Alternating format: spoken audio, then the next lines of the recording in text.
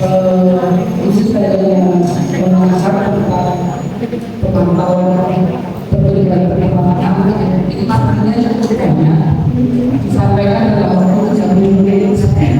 Dari sisi kita mungkin saya menyampaikan singkat-singkat kalau ada yang jelas nanti bisa ditanyakan. Mungkin ibu-ibu sudah pada sebagian sudah kenal saya ya. Mungkin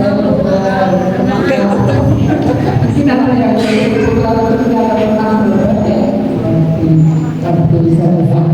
di sini saya ingin menyampaikan bahwa UKIK ini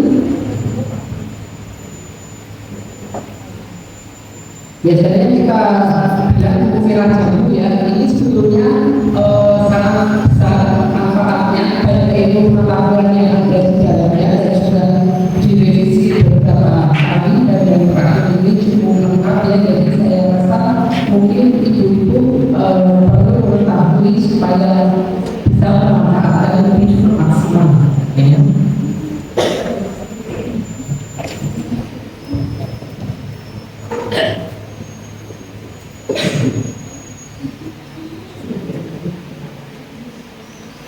Ini ya pentingnya pemantauan pertumbuhan dan perkembangan ya. Jadi pertumbuhan dan perkembangan itu berbeda ya.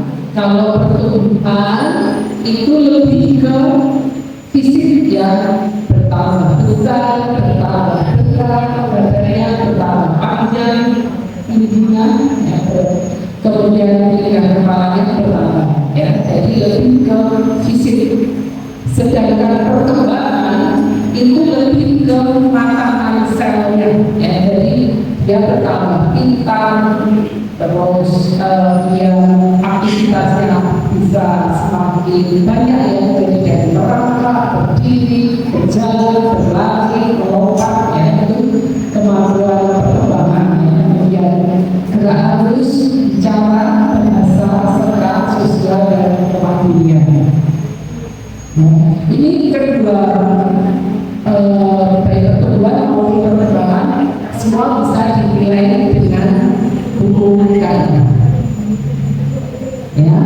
Jadi ini mulai dulu cuma kartu KRS ya, yang awal-awal kemudian ada buku KIK. Jadi ini mulai dikenalkan sejak tahun 1994 ya. Ini cukup bermanfaat ya, terbagi kita sudah ada imunisasinya dengan lengkap ya. Bahkan sehingga nanti kalau misalnya putra-putri kita keluar itu status imunisasinya jelas ya. Ada beberapa negara kemarin kebetulan profesor imunisasi ya mau menengok cucunya di Inggris. Waktu itu cucunya umurnya baru lahir dari sampai 1 bulan. Itu tidak boleh masuk, tidak boleh nengok si nenek ini karena dianggap belum imunisasi difteri ya. Karena kan DBT itu kan usia 2 bulan. Jadi selama anak ini usianya belum 2 bulan tidak boleh kontak dengan orang dewasa yang status imunisasinya jelas ya. Karena itu sampai seperti itu jadi harus imunisasi dulu, tunggu 2 minggu baru boleh ketemu cucunya. Jadi kalau kita punya anak kita, makanya ini kalau bisa dijaga sehingga bisa sampai dewasa atau depan. Kita harus memahami konsep anak ya. Anak itu bukan orang dewasa dalam bentuk ini. Karena anak itu tumbuh dan berkembang ya, semakin tinggi, semakin besar, semakin pintar. Kalau dewasa kan tetap aja semuanya sudah matang, tapi kalau anak-anak ini masih mengalami perkembangan ya. Jadi bukan orang dewasa dalam bentuk kecil atau ini. Mengapa harus dipantau pertumbuhannya sehingga dapat dinilai tubuhnya ini sesuai enggak dengan usianya, dengan standarnya. Yang kedua, kalau memang ada gangguan, semakin cepat dia ketahuan, semakin cepat bisa ditangani. Nah, Kalau kita terlambat menemukan, mungkin akan lebih sulit penanganannya. Apa sih yang ini kita bahas tentang pertumbuhan dulu ya. Pertumbuhan ini yang akan dipantau adalah berat badan, kemudian panjang badan atau tinggi badan yang kita sebut panjang badan. Kalau dia diukur dalam kondisi tidur, ya, kalau dia masih belum bisa berdiri sampai umur 2 tahun itu kita sebut panjang badan. Kalau dia sudah bisa berdiri kita sebut tinggi badan, ya. Karena apa? Kalau tinggi badan itu lebih rendah daripada panjang badan. Kalau diukur, karena apa? Kalau berdiri ada gravitasi, jadi ada perbedaan 0,7 cm antara panjang badan dan tinggi badan. Jadi kalau ada berarti kok ada di umur 2 tahun terputus, ya, gambarnya nggak terputus itu kan apa? Karena tadinya umurnya tidur, sekarang umurnya berdiri, ya, 2 tahun. Kemudian di lingkaran nafas, lingkaran nafas ini diukur di tangan yang tidak aktif, ya. Jadi kalau anaknya tidak, yang diukur tangan kanan, tangan kanan. Tapi kalau anaknya pakai tangan kanan, yang diukur lengan tangan kiri. Kemudian lingkar kepala.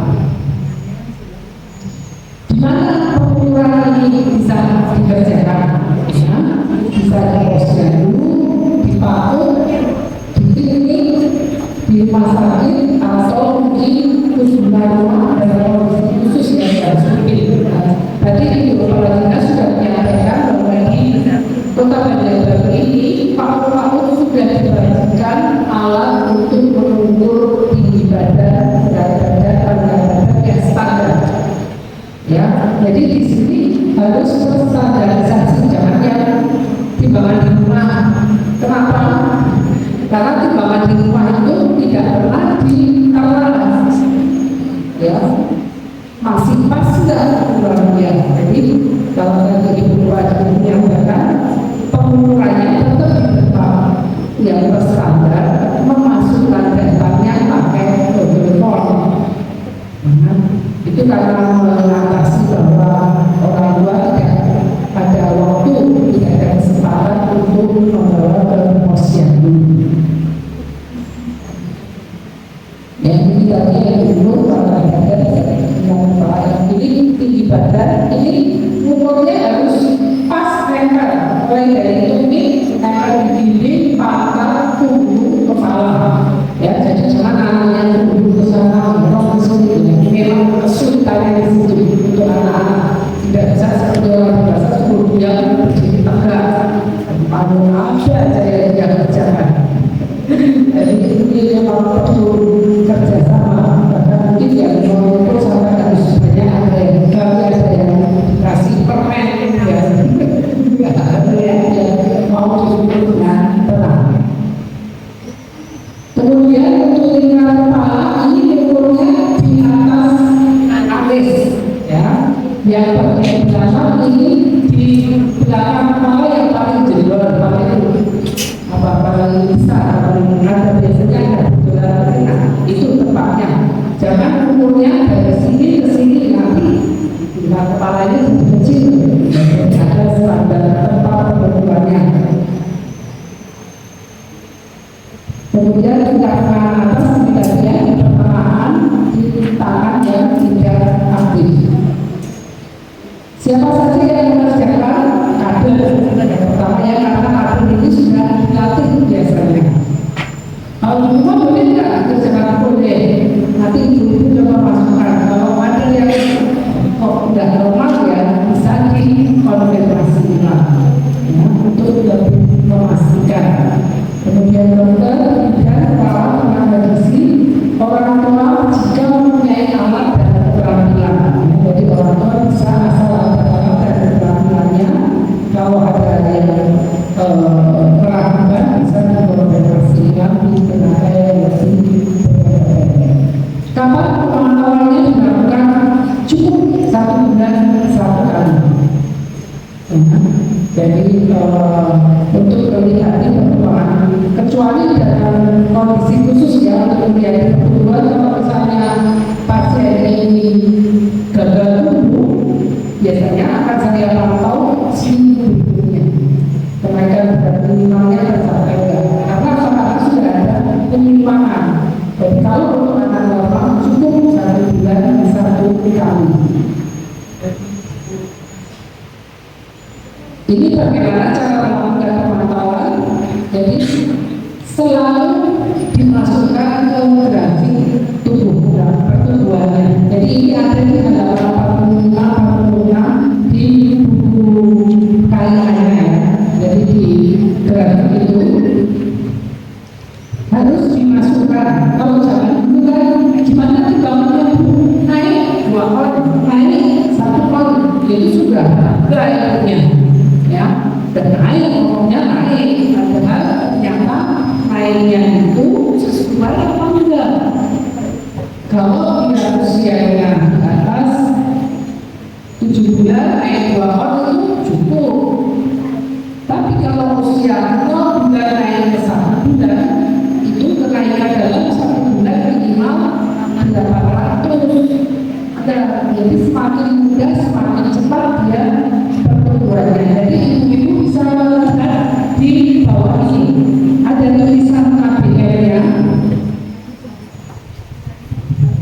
KBM itu kenaikan berat minimal, ya. Jadi di KBM itu ada kenaikan berat minimal, ada angka 800. Berarti bulan pertama naiknya minimal 800.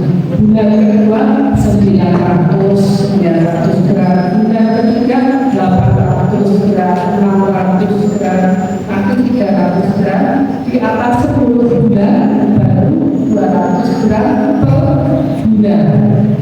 Ya, jadi kalau awal bulan tanya, ya, jadi kalau misalnya kayak 1 bulan ternyata cuma kayak 2 orang, utangnya 600 sudah.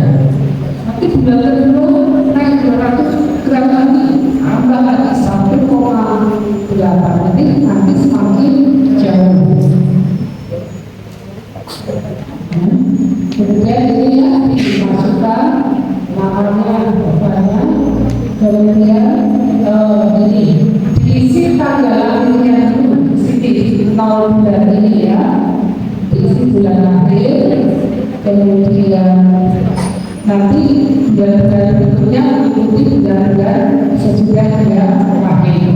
Jadi semuanya ini kiranya harus diisi ya. Jadi nanti umurnya dia berapa, bulan apa dia tiba, berapa berat badannya, ini KBM dia, mereka berapa, dan statusnya bulan ini dia tiba, itu statusnya apa? Naik atau tidak? Ya, jadi diisi ya. Kemudian kalau bulan pertama itu aslinya eksklusif atau enggak, karena asli ini sangat bermanfaat untuk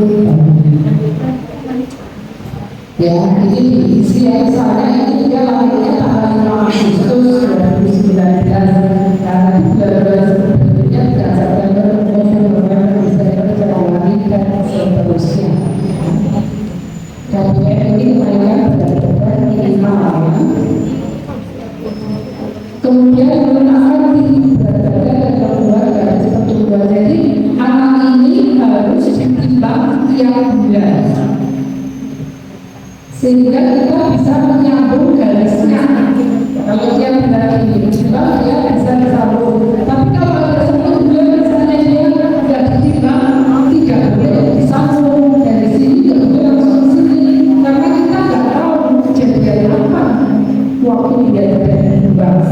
Misalnya pas dia berkembang, dia sakit sehingga berat badannya turun banyak, atau dia justru malah pas sakit sehat-sehat itu mau makan banyak, naik tinggi banget. Jadi kan kita tidak bisa kalau tidak boleh disambung kalau dia tidak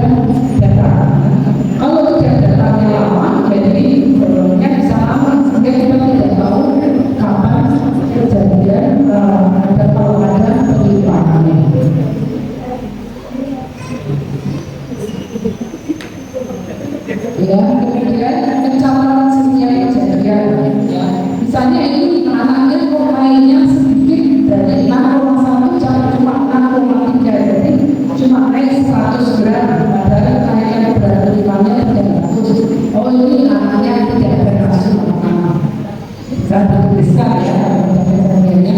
Ternyata di sini makannya dia banyak, dia bisa naik ya. Kemudian misalnya dia makan ini, nah lagi ini kok ternyata dia ada demam, kemudian bisa untuk jaga besar ya. Tapi kalau dalam sebulan sampai 4 kali sudah semua nggak cukup ya. Jadi pas ada dari dimasukkan ini sebulan sekali ya, masukkan daftarnya ya. Jadi status pertumbuhan dinilai berdasarkan arah dari pertumbuhan sama ini pertambahan berat badan dibandingkan kenaikan berat badan minimal ya. Jadi ini yang tidak naik kalau dia mendarat, jadi seperti A ke B ya, jadi dari 6,2 naik ke 6,3. Kalau dulu itu juga pernah itu meskipun cuma 1,5 ya, tapi ternyata KBM-nya harusnya 300, jadi ini masuk tidak naik ya. Kemudian karena dia kurang dari berat minimal, naik itu kalau dia mengikuti garis pertumbuhan ya, atau justru menyeberang di atasnya, atau minimal sama dengan KBM-nya. Jadi dia naik, ini namanya garis pertumbuhan ya, garis-garis keberatan ini garis pertumbuhan ya. Garis yang ideal adalah yang di hijau ya, tapi nanti tergantung dengan tinggi badannya juga. Jadi kalau dia naik mengikuti garis itu, dia termasuk naik atau menyeberang. Jadi ini karena dia dulu tidak naik, ini naik ya, memotong garis pertumbuhan di atasnya, dan dia di atas 200 gram dari 9,2 ke 10,2 masuk naik. Terus ini ya, yang lain ini tidak naik karena tadi memotong garis di bawahnya, tadinya jauh dari garis merah, ini jadi nempel di garis merah ya. Ini tadi weight faltering ya. Apa sih weight faltering? Jadi weight faltering itu kegagalan kenaikan berat badan, bisa karena berat badannya tidak naik atau naik tapi tidak sesuai dengan kenaikan berat minimal, beratnya tetap atau justru malah turun. Dan ini yang harus diwaspadai. Jadi ada masalah apa, segera diatasi supaya bulan berikutnya bisa cepat mengejar. Ya, deteksi dini penyimpangan pertumbuhan di sini dari berat badannya kurang atau di bawah P2SD, jadi di bawah garis merah. Kalau dia asalnya dari prematur atau BBLSR, BBLN, bolehlah awalnya di bawah garis merah, tapi dia harus mengejar ya, meskipun mengejarnya pelan-pelan asal dia tetap semakin mendekati garis yang normal ya. Gizi kurang AWST itu berat badan tidak sesuai dengan panjang badan di bawah P2SD. Jadi ini di samping berat badan, panjang badan juga dimasukkan ke grafiknya. Di belakangnya kan ada grafik tinggi badan.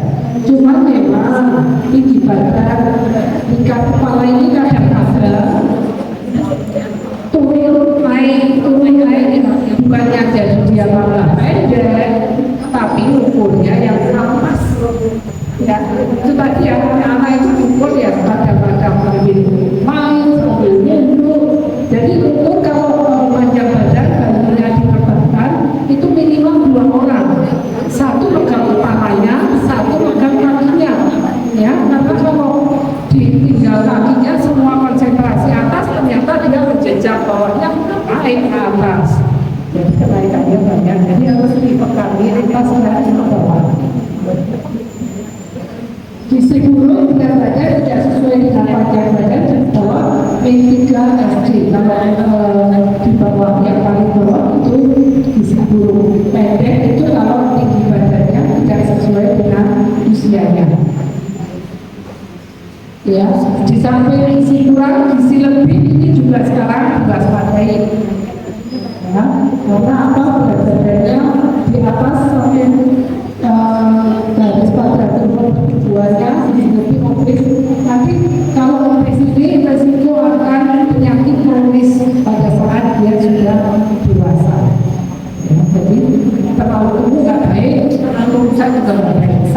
sadar saja. Ya, jadi pada banyak konsulat itu karakternya ada saking berulang penyakit yang berulang-ulang yang utang, diare, jantung, kegagalan. Ini kalau ada kegagalan pertumbuhan harus dicari untuk diatasi. Di buku KIA ini juga ada jenis makanan ya. Jadi di halaman 9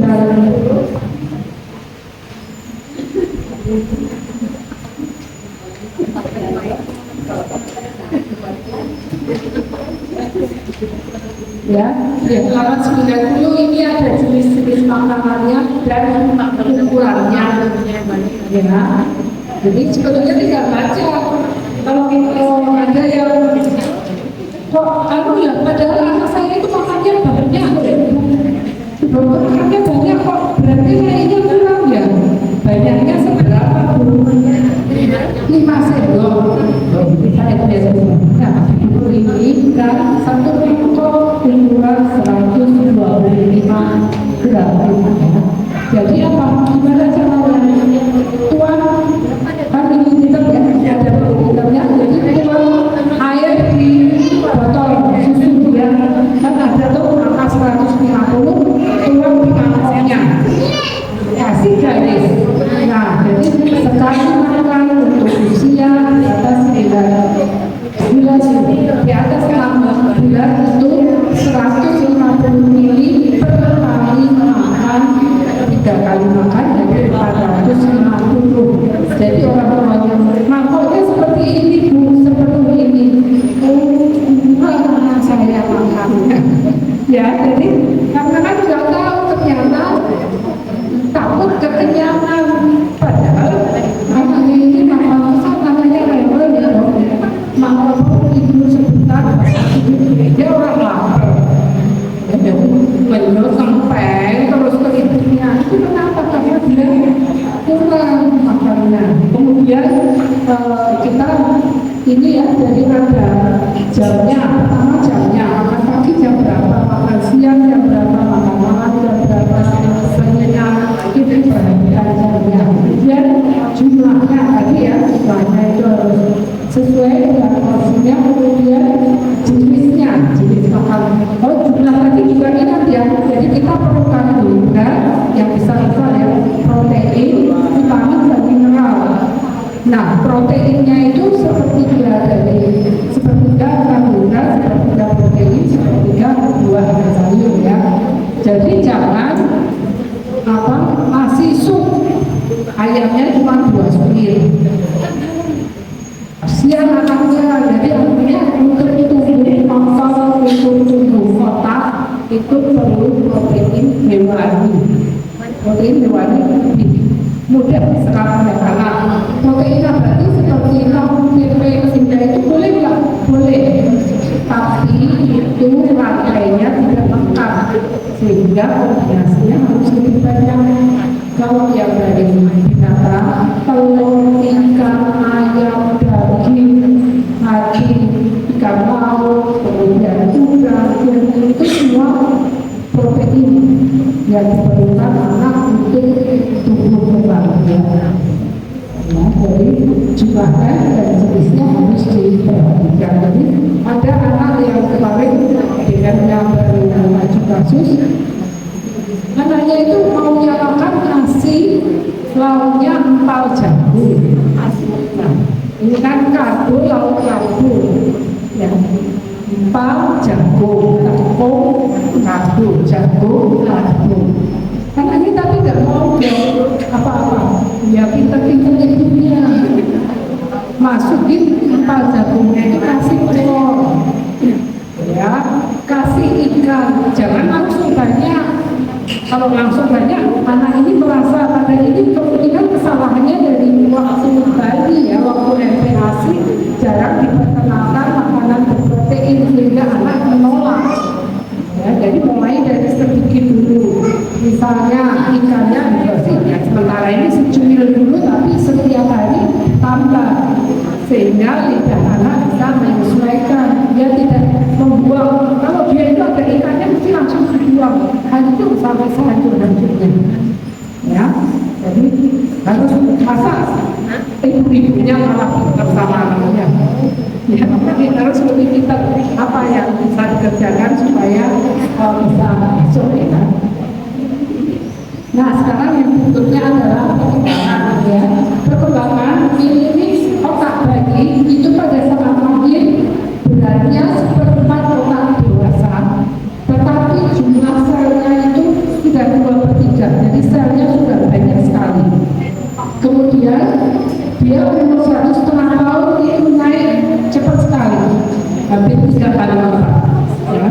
Kenapa kok stunting itu mereka mencanangkan stunting itu harus teratasi sebelum usia 2 tahun ini?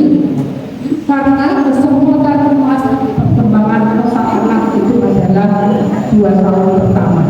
Ya, ini pertumbuhan paling cepat sekali. Kalau di sini dia terlambat, dia stunting, gizinya kurang, nanti IQ-nya akan turun sampai 5 sampai 10. Kalau modalnya banyak, misalnya IQ-nya 130, turun 10, 120 masih apa ya, masa sekolah biasa. Tapi kalau dia pas-pasan 110 turun 100 itu tidak bisa masuk ke perguruan tinggi. Tapi kalau dia semakin turun, dia cuma bisa nanti jadi perawatan diri sendiri aja. Dia tidak bisa berkreasi lebih banyak. Jadi ini yang dipertimbangkan. Sedangkan dari 1,5 tahun ke dewasa cuma naik setengah kilo aja, jadi sedikit sekali. Kalau sudah bertambah di situ dari 2 tahun ke dewasa, mengajarnya sudah kenaikan IQ-nya tidak terlalu banyak. Di sini saya ke sel-sel otak ini dihubungkan oleh sel-sel sarafnya. Jadi waktu lahir itu jumlah selnya ini sudah banyak sekali, tapi kabel-kabelnya masih sedikit. Nah, dengan bertambahnya umur, kabel ini semakin banyak jaringannya. Ini yang bikin dia tambah pintar. Semakin dia 14 tahun ini semakin rumit. Kalau dia ada masalah pada saat kecil, jadi misalnya dia kejang atau dia ada infeksi di otaknya, kabel besar itu putus. Ya, kalau kabel besarnya putus, Tuhan sudah menciptakan ya, kalau bisa kabel ini putus, kabel sebelah-sebelahnya akan berusaha membuat jaringan baru. Ya, jadi ibaratnya misalnya jalan rayanya tertutup, jalan yang ini macet, nanti kendaraan akan mencari jalan jalur ini, dia jalan ke sana, mencari jalan-jalan yang lain. Tapi kita harus mendukung supaya ada jalan-jalan, ada satu-satu yang lain, nanti harus dilatih. Ya, jadi otak kita ini masih mudah buka. Ini masa-masa cemerlang dan jendela berhubungan. Tetapi ini juga masa-masa kritis, ya. Jadi kalau misalnya dewasa putus otak sarafnya, satu kabel lain sudah terbentuk, jadi aman. Tapi kalau anak-anak kabel kecilnya belum terbentuk, ketika ada yang rusak akan akibatnya lebih berat. Ya, kemudian bagaimana cara memantau perkembangan ini ada di buku KIA. Ini untuk mengetahui gejala ini, kemudian di rumah sakit ini di puskesmas dilakukan SCI BPK, jadi screening tumbuh kembang bayi. Kemudian di rumah sakit dengan perawat Johnson, kemudian rumah sakit B di bawah itu dibayar. Jadi kalau dia ada kelainan dan di bawah maka dirujuk dipastikan screening, kemudian ini sampai evaluasi diagnostik sampai ke terapi. Ya, jadi dengan upaya ini kita bisa mengetahui gejala dininya. Apa yang diperiksa ini motorik kasar ini duduk berdiri jalan, motorik halus ini komunikasi mata dengan tangan yang komunikasi, menulis, bicara bahasa ini berbicara komunikasi. Sosial mandirian itu makan pakai sendiri, mental emosional itu perilaku anak ya. Jadi jangan merasa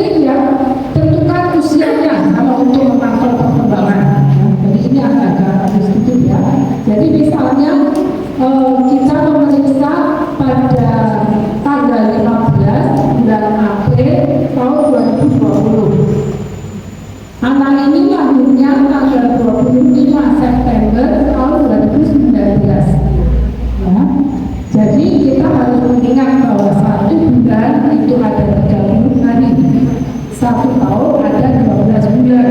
Jadi kalau 15 dikurangi 25 nggak bisa kita ambil di sini langsung nambah 10. Beda ya, maka ini nambahnya 30. Jadi 15 tambah 30 dikurangi 25 itu 20 hari. Kemudian 4 bulan ini karena sudah dihitung 1 istri tadi, ini jadi 3 bulan ya, 3 bulan dikurangi 9 bulan nggak bisa. Jadi 3 di bawahnya 1 ya. 1 tahun itu ada 12 bulan. Jadi ini 12, 3 tambah 12 dikurangi dia lahirnya 9 September 99, jadi 6 bulan. Kemudian ini karena tahunnya sama, jadi 0. Berarti anak ini umur 6 bulan 20 hari. Kemudian dibulatkan ya, dibulatkan kalau dia kurang dari 15 hari dihilangkan, kalau lebih dari 16 hari dinaikkan jadi 1 bulan. Jadi anak ini 6 bulan 20 hari jadi 7 bulan ya. Ini bisa sama aja, ini ya sama tahunnya aja ya, berbeda. Nah, sesudah kita memastikan bulannya, baru kita pilih peralatan checklistnya ya. Checklistnya ini ada di buku KIA ya.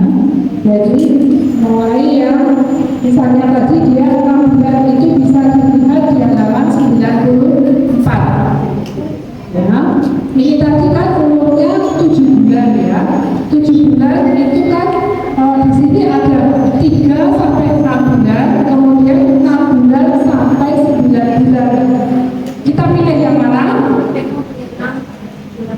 6 sampai 9 bulan. Ada lagi yang memilih di bawahnya?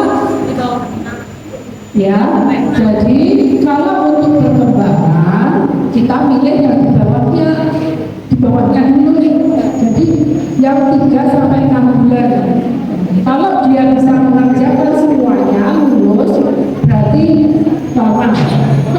Ya, kalau yang 6 sampai 9 bulan dia ada yang tidak bisa mengerjakan, tidak apa-apa karena belum cukup umur. Ya, jadi pakai yang di bawahnya karena dia umurnya baru 7 bulan. Biasanya yang di bawah ini untuk umur yang lebih tua. Jadi ini kan misalnya umur 7 bulan makan kue sendiri, mungkin dia belum bisa makan kue sendiri, tapi nggak apa-apa karena usianya belum 9 bulan. Ini ya, jadi ini sesuai untuk balita yang belum memasuki usia tertentu gunakan checklist sebelumnya. Jadi yang pertama itu 29 hari sampai 3 bulan.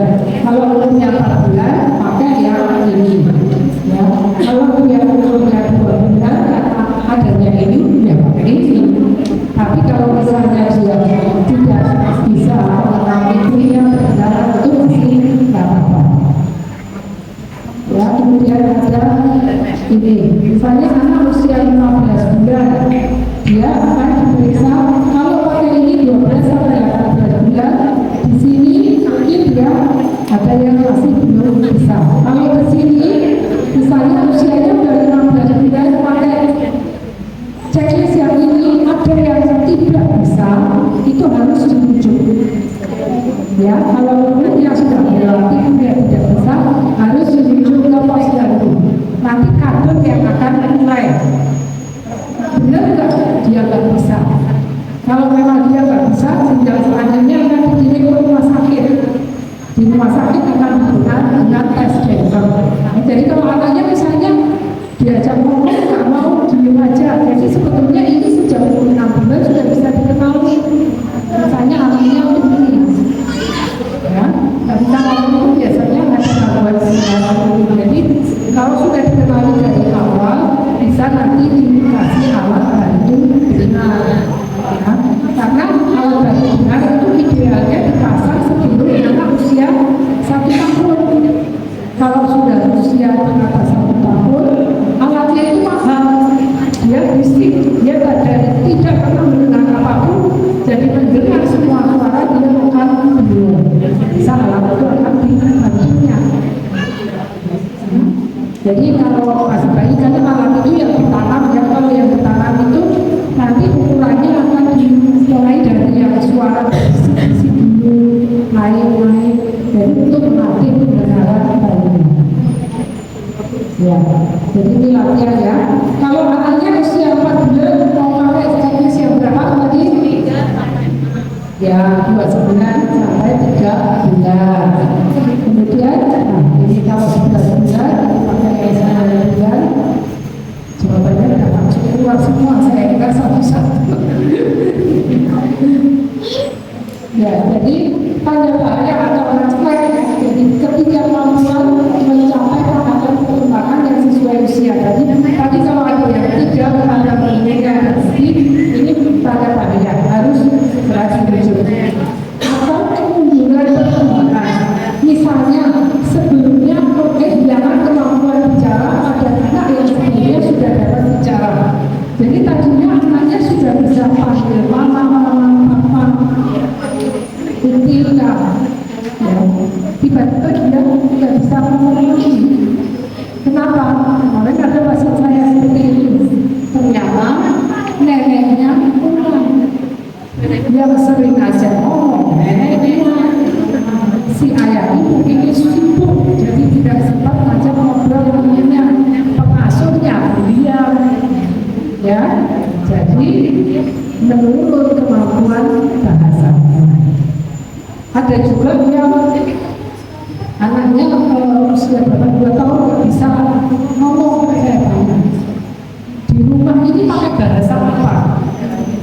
Ya, bapak ibunya pakai bahasa Indonesia, pembantunya pakai bahasa Banjar, ya. Punya toko, yang di toko orang Madura jagain bahasa macam. Waduh, bisa pilih salah satu bahasa untuk anak itu. Karena apa? Pacul itu orang Banjar menyebutnya lepas. Orang Jawa pacul ini campur. Apalagi dia tokonya toko perlengkapan seperti itu kan, jadi si anak bingung. Begitu kan ya dok? Iya. Kalau yang sekarang bukan bagi, bukan jaga toko, apa? HP. Ya, HP-nya bahasa Mandarin, HP-nya bahasa Inggris. Ibunya nggak bisa bahasa Inggris. Jadi nggak kuat. Anak saya ini bisanya bahasa Inggris dong. Siapa belajarnya dari mana? Dari YouTube. Ibunya makanya taunya jam partinya tajam. Jadi harus disinkronkan. Jadi ini untuk anjuran dari dokter anak untuk screen time. Jadi waktu untuk peralatan elektronik. Untuk anak-anak umur di bawah 1 tahun atau bayi tidak direkomendasikan untuk HP dan TV. Ya. Umur 1 sampai 3 tahun toddler, ini 1 sampai 2 tahun boleh memakai TV, video, komputer. Ini TV, video, komputer saja tidak dianjurkan, tapi yang boleh adalah video call. Ya, kalau video call dengan neneknya, dia tahu ada gambar, ada suara. Dia bisa, oh ini suaranya nenek gambarnya ini. Ya. Tapi kalau video YouTube apa itu kan dia nggak kenal orangnya, warnanya menarik lagi. Ya, jadi nanti dia dianggap menarik lagi, lagunya menarik.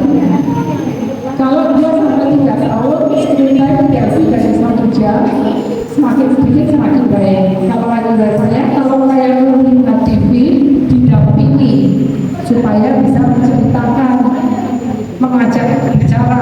Jadi karena apa, TV itu ada mengajak bicara anaknya, makanannya mendengar aja ya. Jadi harus ada yang mendampingi. Jadi kalau itu menceritakan misalnya upin-ipin atau apa itu naik sepeda, itu sepedanya, sepeda itu seperti itu ya, sehingga si anak itu bisa memahami ceritanya. Mungkin ini aja dari saya, dari tadi panitianya sudah keluarkan waktu biasanya.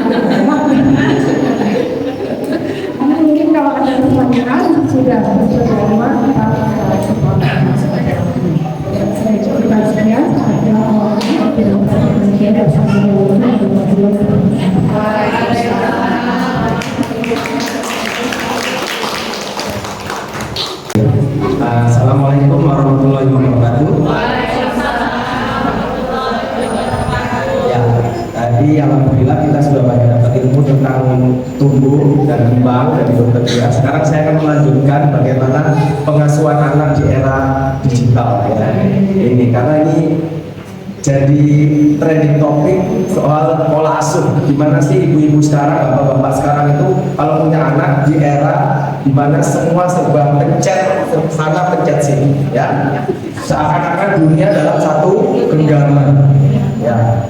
Tinggal pencet makanan datang. Kalau zaman dulu mau makan kita masak dulu, belanja dulu, ngulek dulu, blender dulu, baru jadi makanannya. Sekarang pencet datang makanannya ya. Baik, itu akan jelas jauh berbeda. Ini Bapak Ibu tentang generasi gadget ya. Jadi sekarang ini anak-anak kita sudah dinyatakan sebagai generasi gadget. Jadi yang disebut oleh dokter Dia Selina tadi betul sekali. Sudah zamannya sudah bergeser. Bahkan sekarang ada pembatasan screen time, nanti saya juga bahas.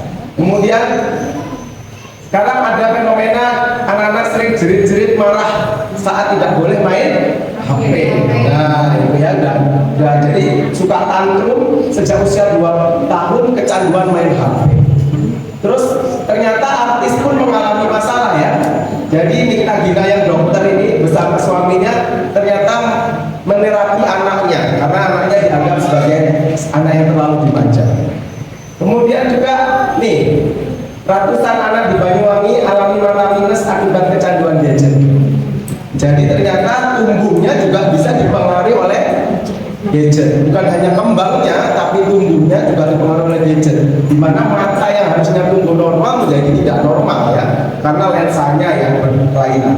Nah ini, dan yang parah lagi Jawa Barat, 118 anak harus diobati di rumah sakit jiwa gara-gara kecanduan gadget.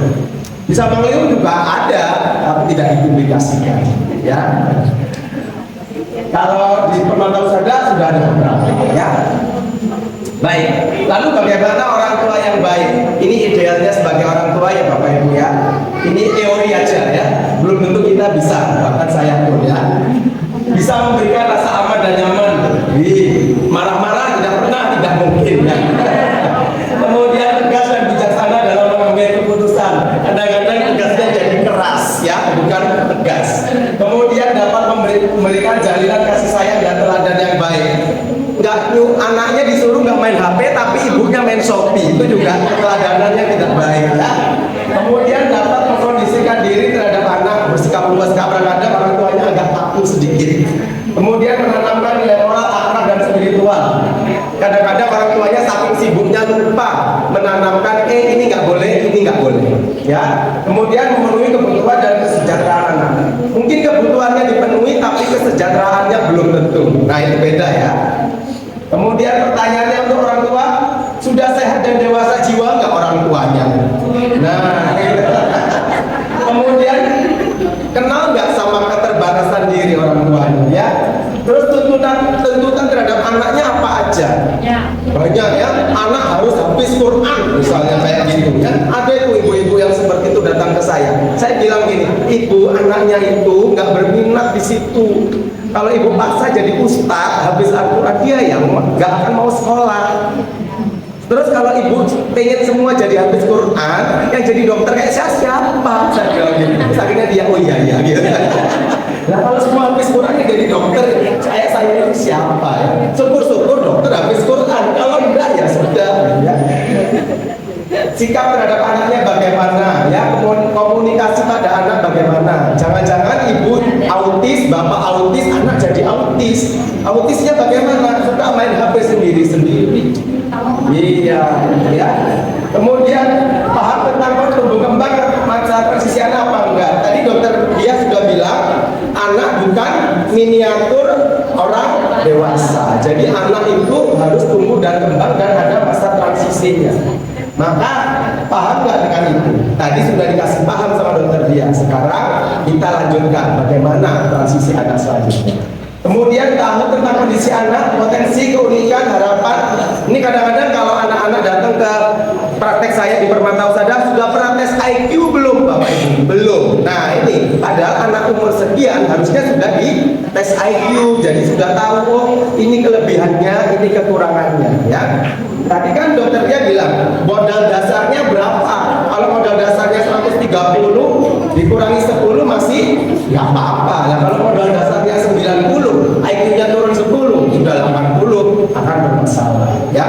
Kemudian kebiasaan memberi cap pada anak ini nggak boleh. Dasar anak nakal, nah itu nggak boleh.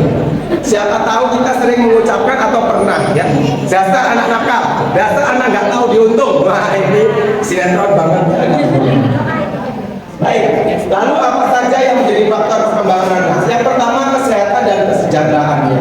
Ya kalau sakit ya diobati, jangan dibiarkan. Ya, itu dokter dia lah kalau sakit ya.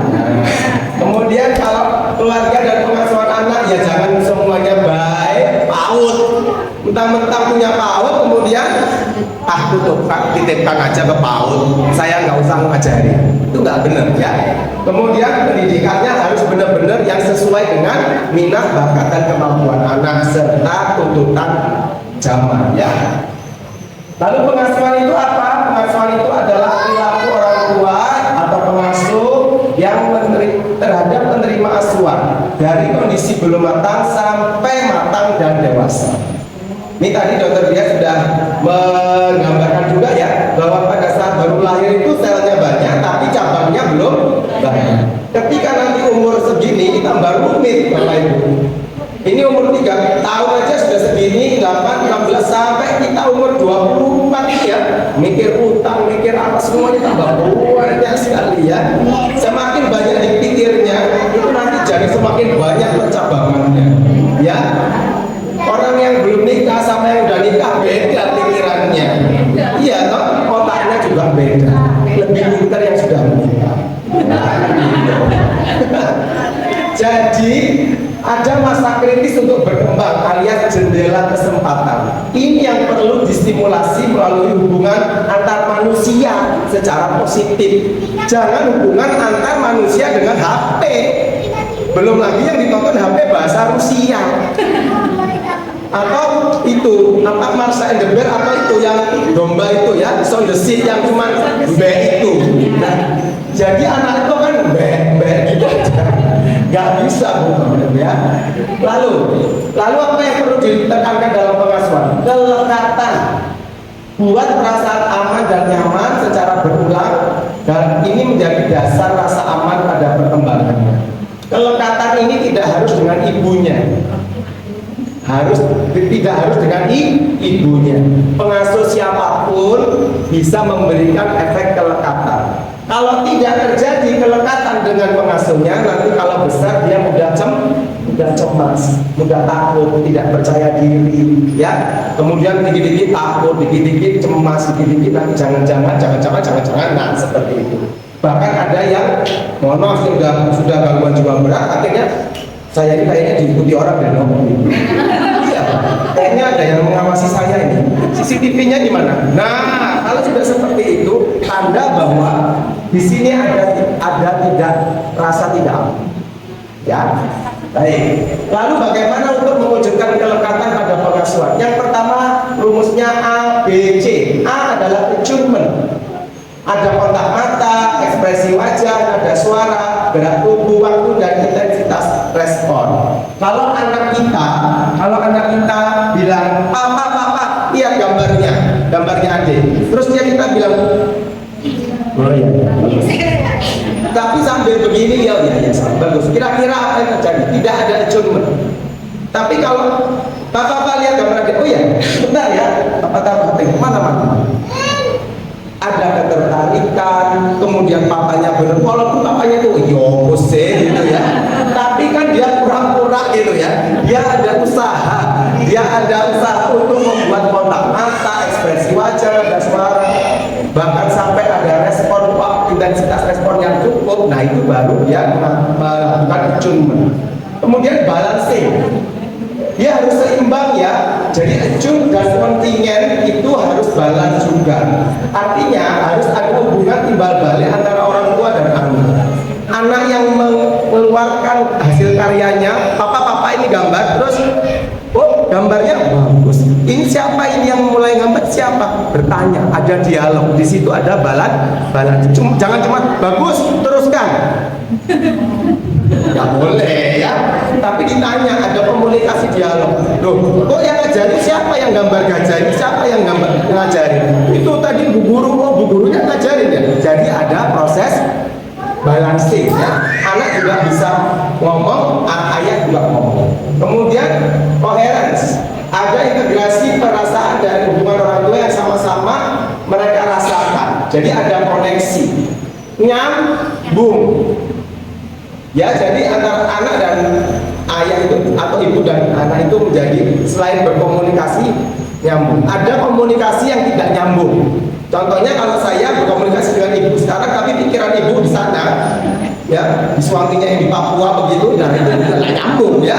Jadi kalau misalnya ibu dengerin saya, maka tinggalkan suami dulu supaya nyambung. Nanti kalau sudah ketemu suami, fokus, jangan dengerin kata saya lagi, kan gitu ya. Nah ini contohnya, yang dilihat adalah kontak mata, isyarat, kemudian anak juga menatap mata, kemudian menunjukkan sesuatu. Lihat apakah ada perbedaan tinggi rendah pada pengasuh dan anak? Tidak. Jadi walaupun si ibu ini jauh lebih tinggi dari anak, dia tetap merendah ke bawah. Dia pengen bahwa dia setara dengan anaknya. Pandangan matanya pun setara. Kalau kita tarik garis ini, garisnya sama. Kemudian tangannya dia buat satu frekuensi sama. Seperti ini gambaran yang ideal kalau kita mengasuh anak, ya. Nah, ini dasar pola asuh yang baik ada 3 L: love, limitation, dan let them be. Pada 0 sampai 7 tahun, anak itu memang harus kita perlakukan sebagai raja, tapi jangan dimanjakan juga. Maksudnya raja itu ya jangan disuruh-suruh terlalu banyak. Dimintain tolong boleh, tapi jangan dibebani dengan sesuatu yang dia sanggup untuk menanggungnya ya. Dasarnya adalah kasih sayang. Kalau 7 sampai 14 tahun harus seperti tawanan perang. Apa itu tawanan perang? Banyak batasannya, nggak boleh nanti. Jangan. Boleh kata-kata itu diucapkan kalau sudah memahami. Kadang-kadang kita nggak boleh dong ngomong jangan. Iya, itu kalau pada anak yang belum memahami. Tapi kalau sudah mengerti nilai dan norma, itu harus dipahami. Ya. Kadang-kadang kalau masih bayi, no, gitu aja. Ya, tapi kalau SD, no, nggak bisa. No-nya itu kenapa? Nah, ya, gitu. Harus ada pemahaman. Kemudian 14 sampai 21 tahun perlakukan sebagai teman atau sahabat. Ini yang Bapak Ibu sering kecolongan. Berhasil di 0, 7 dan 7 14 tahun, begitu 14 tahun anaknya tidak pernah di rumah. Ada yang salah seperti apa ini? Anak saya jadi tidak pernah di rumah. Kok asik dengan temannya sendiri? Ternyata ibu bapaknya belum membentuk persahabatan dengan anaknya. Ya, dulu waktu SD suka sedikit sama cowok, dimarahin anaknya. Tidak boleh suka sama cowok. Bahaya ya zaman sekarang kalau nggak suka sama cowok, ceweknya bahaya ya. Sekarang ini kalau zaman sekarang nih kalau ada anak bilang, anak SD aja bilang, "Ma, aku suka lo sama itu, Ma." Itu harus alhamdulillah. Jangan sampai nggak boleh. Sekarang itu kalau sudah anak menyukai lawan jenis, alhamdulillah. Karena fenomenanya begitu banyak anak yang suka sesama jenisnya. Jadi zaman sekarang beda dengan zaman Pak Harto. Kalau Pak Harto dulu nggak boleh saya pacaran, ya memang nggak boleh ya. Sekarang tuh ya nggak boleh pacaran, tapi kalau sekedar suka emang nggak boleh. Menaruh hati dengan orang lain yang lawan jenis emang nggak boleh. Ya, tapi diarahkan. Biasanya kalau ibunya bisa jadi teman curhat, nanti dia curhatnya akan sama ibunya terus. Daripada dia curhat sama pacarnya. Bahaya ya. Jadi let them grow up ya Bapak Ibu. Nah ini yang terjadi di era sekarang. Coba lihat. Semua pakai gadget, anjing aja pakai Twitter. Masya Allah ya. Kalah sebenarnya. Anjing aja pakai gadget ya. Ya lihat Twitter. Anjing bisa Twitter aja. Bahkan figurannya adalah gambar HP. Saking didewakannya HP sekarang ya. Ini fakta dari era digital di Indonesia ya Bapak Ibu. Indonesia termasuk 10 besar negara pengguna gadget terbanyak. Jadi doyan main HP ya. 3,1 miliar orang adalah pengguna media sosial dengan 210 juta mengalami kecanduan. Kalau penduduk kita sekarang 7 miliar di dunia ini, 210 juta orang mengalami kecanduan. Pasien saya banyak ya. Kemudian 58% tidak dapat melewatkan smartphone lebih dari 1 jam tanpa hidupnya. Jadi nggak mungkin selama 3 jam itu nggak lihat HP, itu nggak mungkin. Ya kan? Mesti gitu ya. Coba dilihat dulu ada siapa tahu ada apa. Apalagi kalau jualan online ya. Wah, orderan ya. Pastilah itu tidak bisa dipungkiri ya. 71% orang tidur dengan HP di samping. Ya kan? Ya aja. Kalau saya terpaksa, soalnya kalau ada panggilan dari Samarium, kering harus ngangkat ya. 10% remaja mengecek smartphone mereka 10 kali setiap malam. Nah, kapan tidurnya? Tidurnya 8 jam 10 kali ngecek. Berarti setiap bangun cek. Itu tidur tidak berkualitas ya. Remaja yang menghabiskan waktu dengan HP akan mengalami risiko depresi 2 kali lebih besar. Makanya gak heran remaja sekarang banyak yang depresi. Aku mental health-nya terganggu. Ya karena kebanyakan main HP ya. Semakin lama waktu penggunaan gadget atau sosial media semakin banyak stres pula. Kok bisa? Dan dia melihatnya yang dilihat itu yang kaya-kaya, yang bisa kemana-mana, sedangkan dia nggak bisa. Akhirnya ada apa? Ada rasa iri hati, tidak bersyukur, lama-lama stres.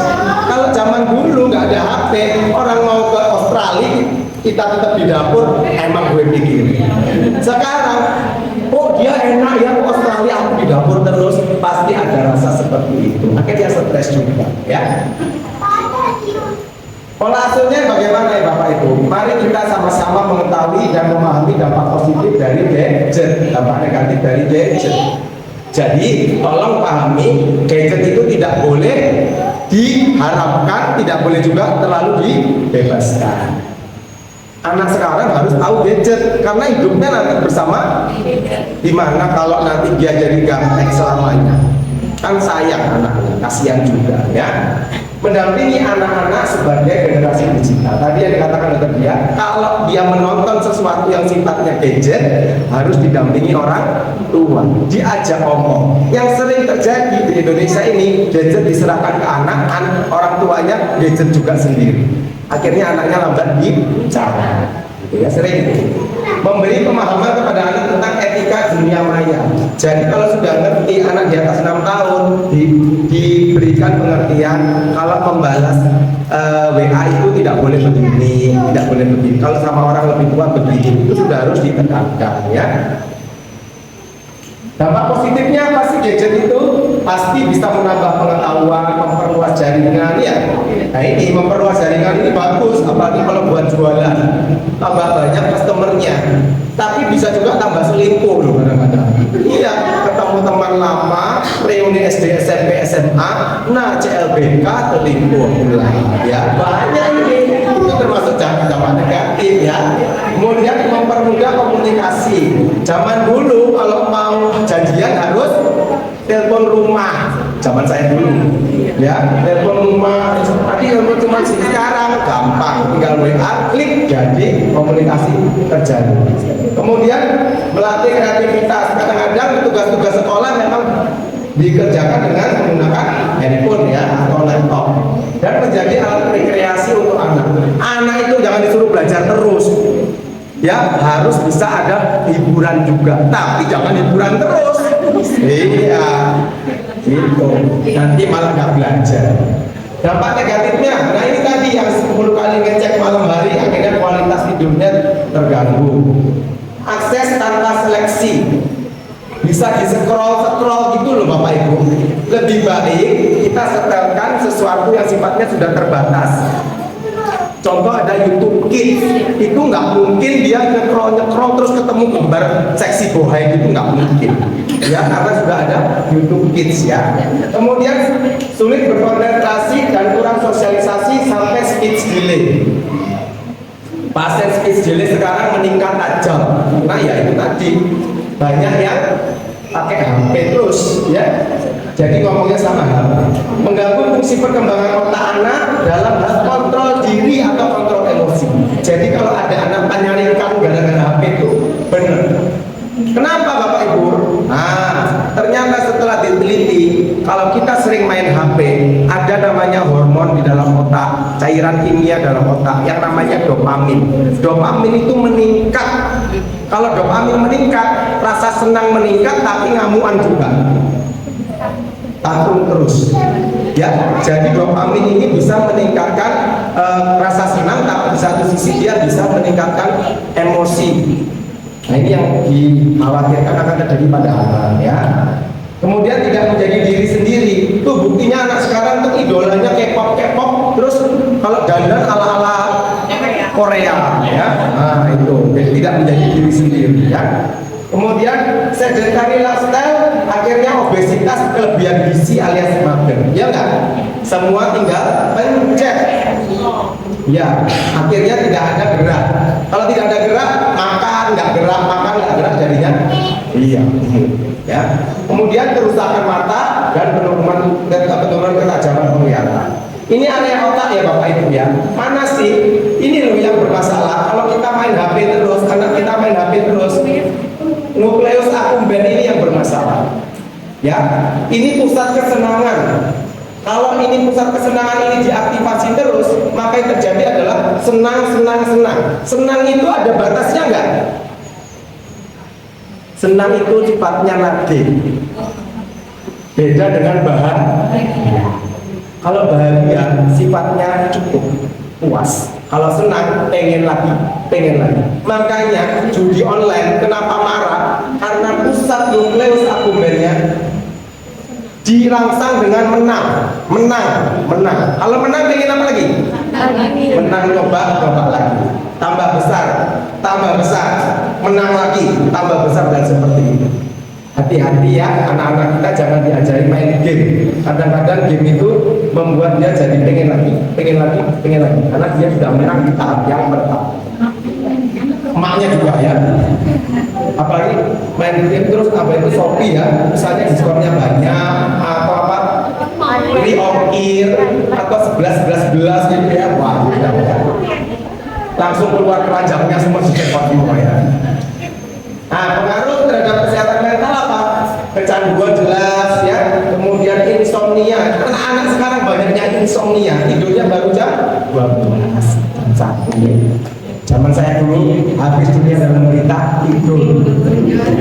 Iya sudah, paling lama itu apa lihat dunia dalam berita tidur ya. Gangguan kecemasan anak-anak sekarang itu ada yang cemas. Kalau orang tua dan mereka banyak pikiran cemas itu wajar ya. Anak-anak ini mikir sekolah masih dibayar orang tua. Iya, semuanya serba orang tua. Dia sudah cemas. Alasannya dibully. Nah, ya. Kemudian ternyata bullying juga bisa lewat HP. Dikata-katain lewat statusnya, ya itu juga bisa menjadi cyberbullying. Depresi dan speech delay paling parah adalah gangguan jiwa berat alias schizophrenia. Mendengar bisikan, merasa dirinya nabi, ya, merasa diikuti, merasa ada yang membunuh dia, nah itu ya. Apa yang seharusnya dilakukan orang tua untuk mencegah dampak buruk pada pengasuhan ini? Prinsipnya adalah keteladanan, pembiasaan, repetisi, nasihat, perhatian, dan hukuman. Bapak Ibu, tolong kalau Bapak Ibu pengen anaknya nggak main HP terus, Bapak Ibu juga jangan kelihatan main HP terus di depan. Nah, ya, nyuruh anaknya sholat tapi dia main HP. Harusnya kalau nyuruh anaknya sholat, ibu pakai mukena juga. Ayo sholat. Ya. Ini enggak sholat. Susah ya. Dan itu harus diulang dibiasakan. Perlu ada pengertian ya tadi contohnya mendampingi kalau pada saat menggunakan HP ya, dan harus ada hukuman. Kayak anak saya itu sudah saya hukum kalau lebih dari jam ini tidak ada mainan, besok beli mainan tidak ada. Akhirnya oh ya iya itu bukan diancam ya, kok diancam tapi kalau saya cuma ngomong gini, kalau lebih dari jam 4 sore besok nggak ada mainan, nggak ada beli mainan ya, sambil senyum saya ngomongnya ya. Nah kalau saya sambil mendelik ini nah itu nggak boleh ya, senyum ngomongnya ya, tapi dia udah ngerti ini bahaya ya. Terus peran orang tuanya apa? Ya ini ya, nasihat, mengukur kemampuan anak, mengatasi masalah emosional anak, kemudian menunjukkan perilaku yang diinginkan. Jadi ibu-ibu kalau pengen anaknya begitu ya tunjukkan. Ini loh, mama aja main HP-nya ditaruh dulu, terus mama pakai mukena sholat. Nah ya coba begitu. Ya harus begitu. Ibunya mencontohkan ya. Kemudian sebagai sahabat, fasilitator, pencari data, macam-macam ya orang tuanya, sumber pengetahuan. Jadi HP itu kadang-kadang memberi pengetahuan yang keliru. Orang tua berkewajiban untuk mengklarifikasi. Makanya orang tua zaman sekarang pintar, ikut-ikut seminar jadi biar pintar. Ya, kalau cuma di rumah masak, macak mana aja nggak pintar. Ya. Kemudian motivator untuk anak, role model dan supporter. Kalau anaknya berprestasi ya harus diberi penghargaan ya. Prinsipnya harus ada pembatasan waktu dan fitur. Jadi waktu dan jenis tontonannya harus ditentukan oleh orang tua. Nah, kemudian hindarkan dari kecanduan dengan mengimbangi dengan aktivitas yang isinya permainan edukatif. Contohnya Lego kah, mainan apa itu yang menyusun-nyusun puzzle kah, apakah cerita Nabi apakah, atau menggabungkan keduanya bisa. Kayak saya kemarin malam sama anak saya, aku mau lihat Nabi Musa, ya sudah boleh. Tapi saya cerita, dia cuma lihat ini saya ceritain. Udah 5 menit ya, cerita Nabi Musa nya selesai. Tapi yang ngomong ini bukan HP-nya, saya yang ngomong. Nah, itu ularnya berubah jadi ular yang besar. Habis itu dimakanlah itu ular-ular yang kecil. Si HP ini hanya keluar itunya aja, tapi yang cerita tetap saya. Ya. Jadi ibu bapaknya juga harus pintar ngarang dia. Ya. Beradaptasi dengan perkembangan zaman. Ya, bapak ibu juga harus bisa mengikuti perkembangan zaman. Manajemen waktu sangat penting, mendampingi anak dengan saat menggunakan gadget, aplikasi YouTube yang khusus anak, dan memantau aktivitas browsing anak. Dilihat loh bapak ibu kalau dia lagi scroll itu ngapain, dan scroll itu apa ya. Kemudian tidak mengenalkan game pada anak. Ya, tidak mengenalkan game pada anak, nggak boleh. Yang lebih baik itu dikenalkan tontonan yang edukatif. Upin Ipin bagus, tapi harus didampingi ya. Omar Hana apa harus didampingi ya. Tidak menggunakan sebagai penenang. Males beli obat penenang ke dokter jiwa, akhirnya terus udahlah penenangnya HP aja gitu ya. Malah emosi anaknya ya. Kemudian zona bebas gadget di rumah. Tuh, ada aturan kalau di ruang makan dilarang buka HP. Itu ya, ada aturan di mana. Nanti di kamar ada apa gitu ya. Jadi harus ada aturannya di rumah. Bekerja sama dengan guru di sekolah. Kemudian mendampingi anak saat menggunakan gadget, tentu saja tadi sudah saya singgung, gunakan kesepakatan waktu. Sampai kapan? Sampai jam berapa? Oke ya, sampai jam 4. Jam 4 selesai, tidak ada mainan tuh. Misalnya kayak gitu. Jadi sudah ada konsekuensi. Kemudian ada reward dan punishment, tadi sudah saya singgung. Sering belajar dan bermain bersama orang tua. Kita ini kurang waktu sama anak ya. Jadi kalau bisa kita main HP itu saat anak tidur.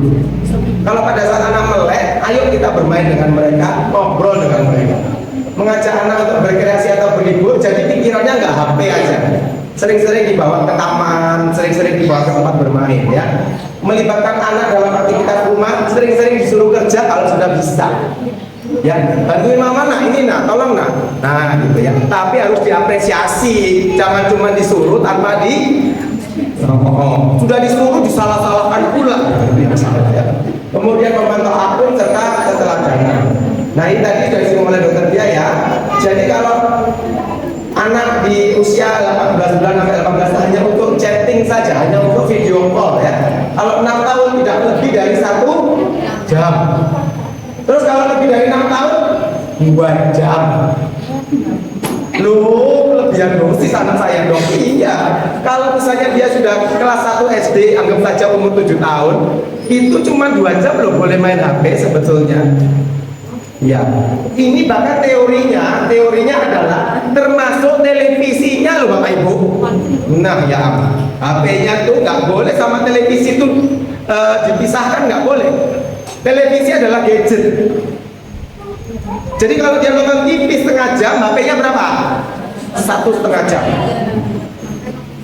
Masalahnya sekarang kalau dulu apalagi waktu COVID ya, main laptop, dia mengerjakan laptop itu berapa?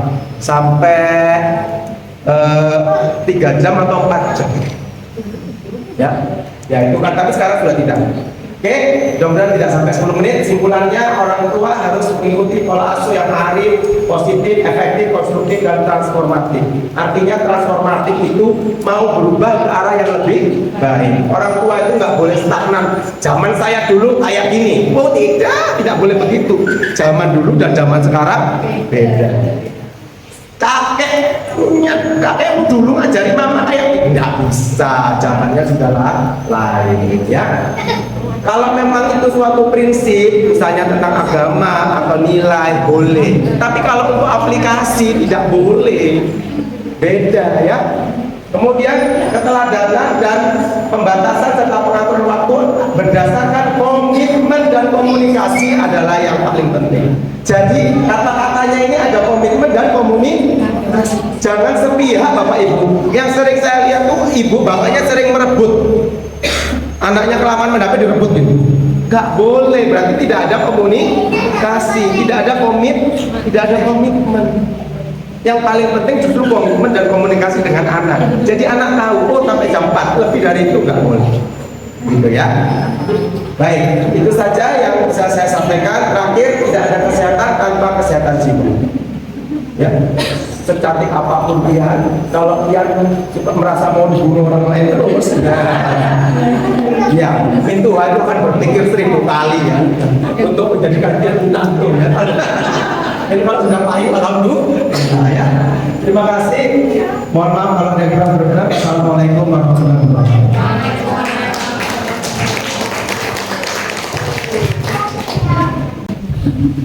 Baik, terima kasih kepada Ibu Ketua Spesialis Kedokteran Jiwa.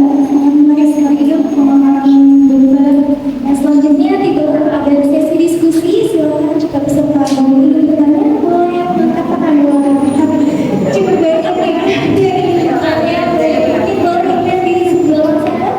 Ya, boleh berdiri dan menyebutkan nama dan asalnya dari mana Ibu.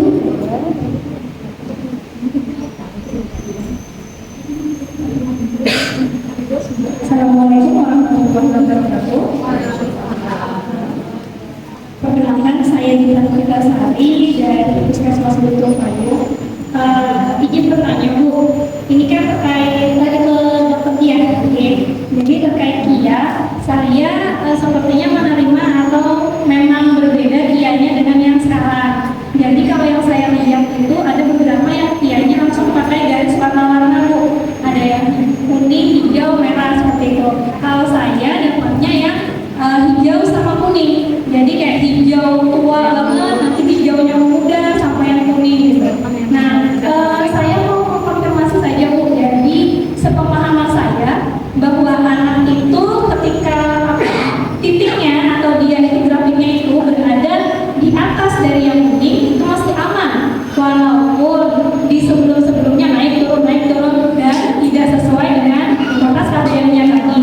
Nah, apakah itu benar dalam pemahaman terkait tentang grafik atau kurva yang dilihat? Kemudian sampai batas mana Bu bahwa anak itu mengalami refleks atau dia itu misalnya tidak bisa mencapai KBM-nya 1 bulan kan? Itu sudah harus diobservasi atau harus nunggu dulu? Oh sampai 3 bulan aja dulu Bu.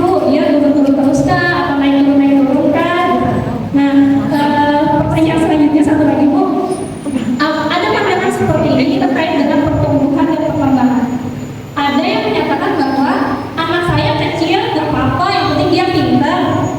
Jadi ukuran fisik dan perkembangannya itu apakah harus seimbang? Misalnya anaknya kan harus tetap bertumbuh dan berkembang. Tapi dari pernyataan itu walaupun anaknya tidak bertumbuh, dalam artian anaknya kurus, dalam artian anaknya pendek, tapi dia pintar kok, bahasa Inggrisnya anak saya fasih gitu.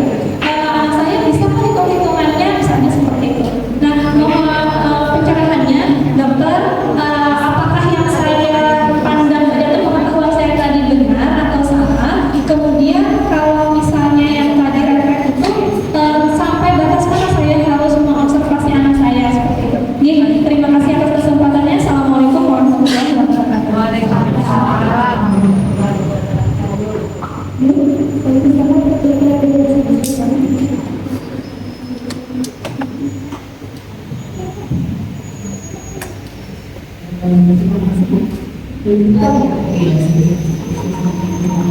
Jadi bukan hanya terbaru ini yang tahun 2023 ya maksudnya. Dulunya isinya yang ketiga apa di tanah dan kemudian kita sebelum kali itu cariin ke ngapain harus di situ terus itu kan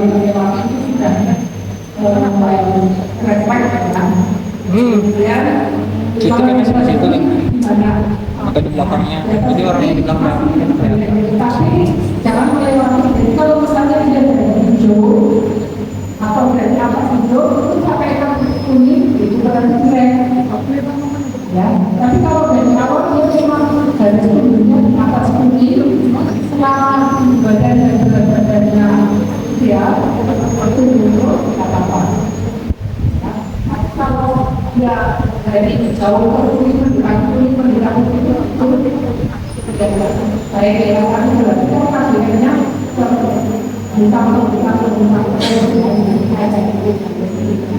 kemudian apa kalau misalnya lakukan yang kita harus cerita tapi tadi disampaikan dengan dia ada memang dari sudutnya ya. Kalau sampai dia kalau sampai dua dari sudut itu tidak bahaya sekali ya. Tapi kalau misalnya baru dia sekali misalnya tidak tercapai targetnya, kita evaluasi puskesmas itu ya. Tapi pengalamannya gimana? Jamnya sudah pas belum, jenisnya, jumlahnya, coba orang tuanya disuruh pakai itu. Kalau memang itu cuma ya. Tapi kalau sudah diperbaiki, bila kalau sudah sembuh, itu segera diperbaiki karena itu ada penyakit itu kan ada. Ya, karena kalau misalnya juga ternyata kalau ada baik paru-parunya atau ada penyakit yang lain, ya, yang sering inklusi pada peralihan dari aksi eksklusif ke makan. Ya, biasanya karena si makan itu sudah terbiasa harus makan itu orang yang sulit. Jadi orang tuanya kalau misalnya bisa diperbaiki di puskes ya, jadi sudah punya yang lain ya apa jadi kalau banyak sekali lama tidak, tapi cari dulu penyebabnya. Kalau penyebabnya misalnya mencoba atasi di puskes. Tapi kalau misalnya dia tidak berkorban berat ya mau langsung ya ujuk ya. Kalau berkorban berat itu sudah jelek banget ya, ada masalah ya, buat dia ini ada masalah. Tapi kalau dia dari karena kalau misalnya dia dari prematur harus pakai terapinya prematur ya. Jadi kalau di rumah sakit ada mungkin di puskes ada ya berarti untuk prematur tapi untuk bayi prematur ada sendiri ya. Kemudian itu tadi yang kecil tapi ternyata anaknya pintar ya. Jadi seperti tadi yang saya sampaikan potensi genetiknya ya. Jadi anak dengan IQ di atas 120 di atas 130 itu pintar ya. Tapi kalau dia gizinya buruk dia mungkin akan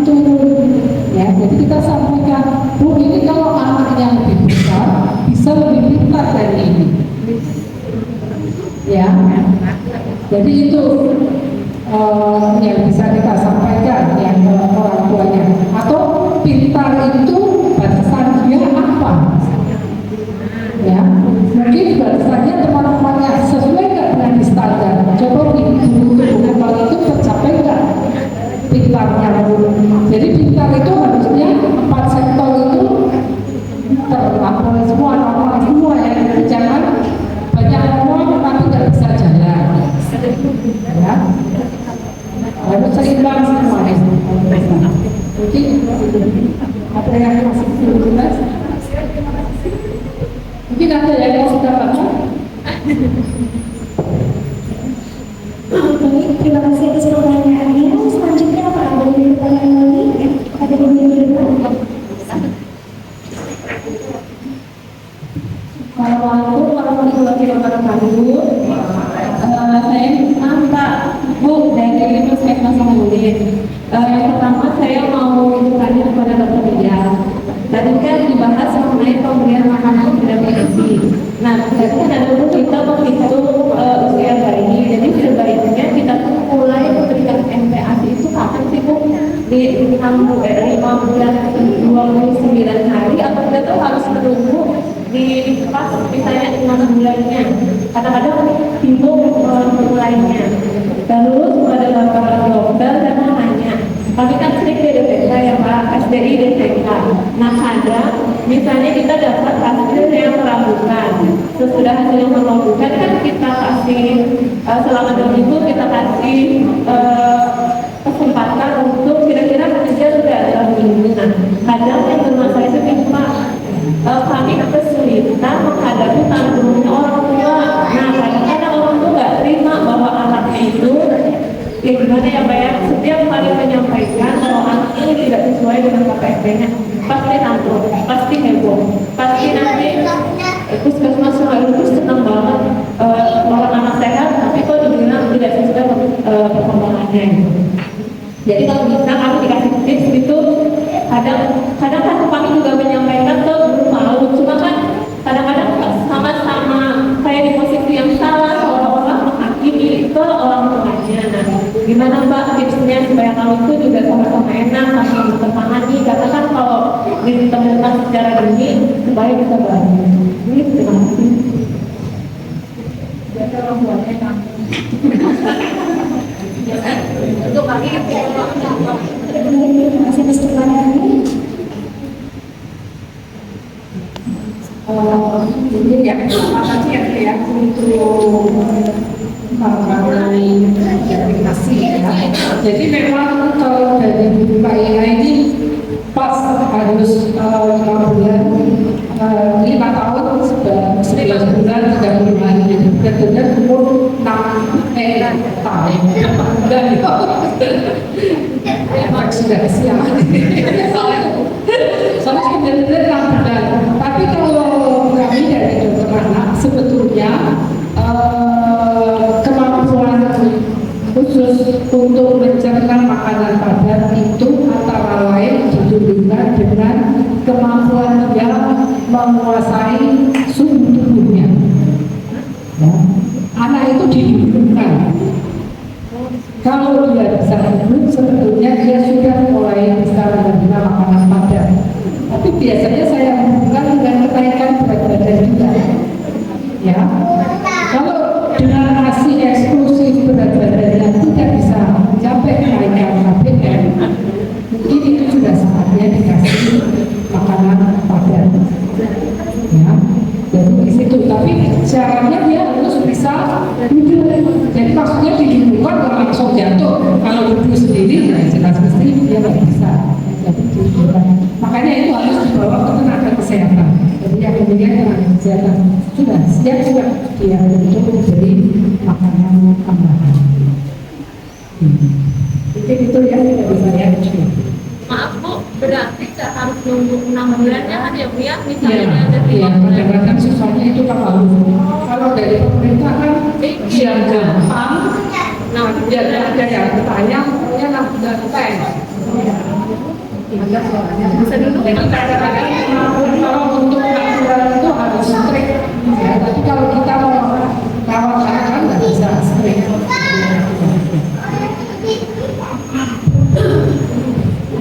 Terima kasih pertanyaannya. Bagaimana tipsnya kalau menghadapi orang tua tantrum?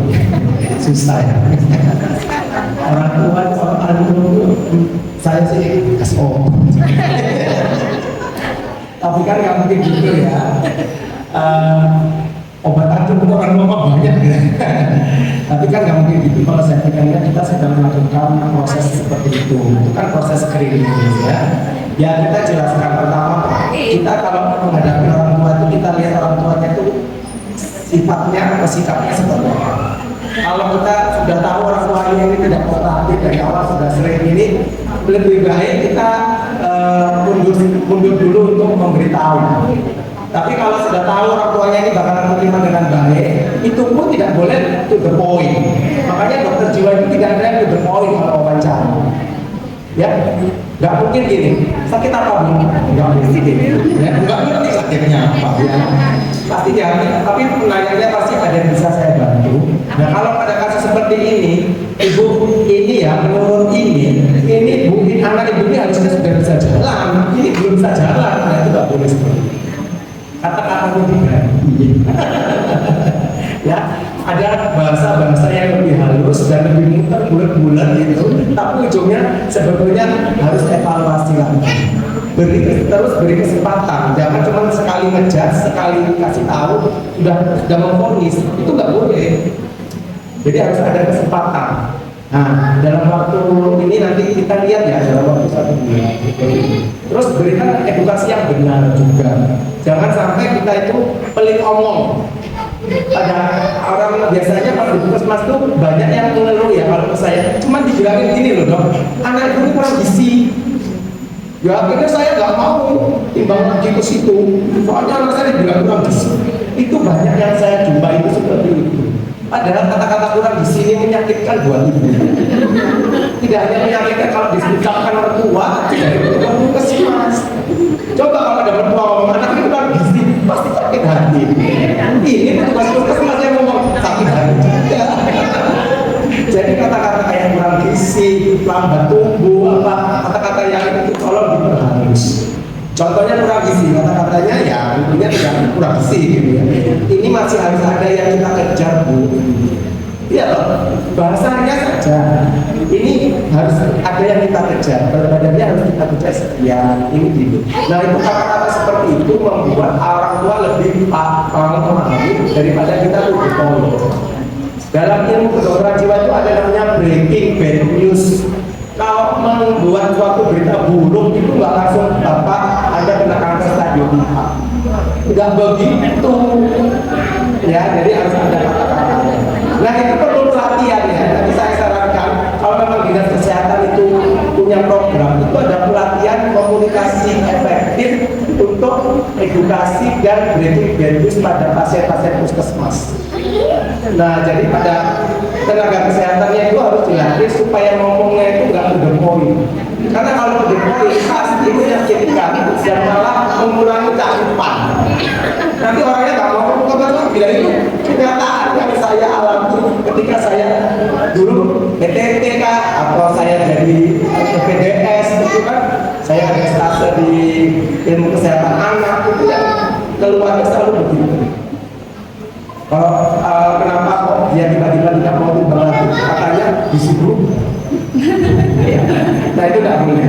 Ya jadi tolong kata-katanya diperhalus, edukasinya harus agak lebih panjang dan kita mengerti situasi orang tuanya seperti apa. Kalau kita tidak mengerti situasi orang tuanya, kemudian kita sampaikan berita buruknya, langsung kena pada luka hatinya, saat akhirnya dia tantrum ya. Kayak kita nih ya bapak ibu yang kalau misalnya suami pulang kantor terus kita langsung kasih berita buruk kan nggak gitu kan. Iya, harus ada gimana-gimananya lah, mulai bikin, kasih makan, teh, kopi ya, jeti-jeti, baru makan, maaf ya. Ya. Sama kita itu kalau ngomong sama pasien juga ada teknik seperti itu. Ya, terima kasih.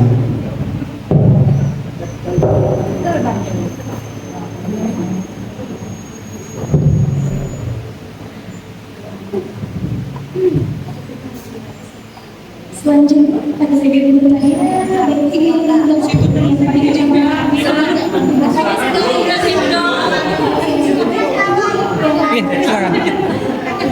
Maaf ya, terima kasih. Assalamualaikum warahmatullahi wabarakatuh. Perkenalkan, nama saya Urmayani dari Lembaga Tingkat Swasta. Nah, ini kebetulan satu rumah saya memiliki cucu yang berumur 7 bulan dan memiliki anak didik, dan kebetulan juga keponakan saya umurnya 4 tahun. Berhubungan dengan screen time tadi, cucu saya yang umur 7 bulan itu, ini pertanyaan saya tujukan ke dokter yang tadi. Yang cucu saya umur 7 bulan itu kalau dikasih makan, ini mulai makan padat kan, udah bisa duduk sendiri, terus dia orang tuanya itu mulai mengajarkan supaya dia duduk tenang sambil makan, disetelkan TV, yang TV-nya itu orang mengaji tapi gambarnya kemos mobil-mobilan. Terus ada lagi kemos bin Bandung, nggak salah. Itu terus setiap harinya biar dia tenang. Nah, apakah dari segi kejiwaan itu ibunya mengajarkan baik atau tidak? Terus yang kedua, umur yang 4 tahun itu dia membuka HP, selalu yang ditontonnya itu YouTube. Karena sering tidak terkontrol sama orang tuanya, kadang ketiduran ibunya itu, lalu dia menonton yang lain, padahal kesukaannya hanya satu, belum gitu. Nah, sampai ke sekolah dia menghayal-hayal sedikit-dikit. Kalau orang dewasa atau gurunya ditanyakan, kamu pasti berani sama belum? Aku seperti belum, dikit-dikit belum yang dia dewa-dewakan. Nah, itu bagaimana mengatasinya? Kebetulan saya guru. Terima kasih Bapak.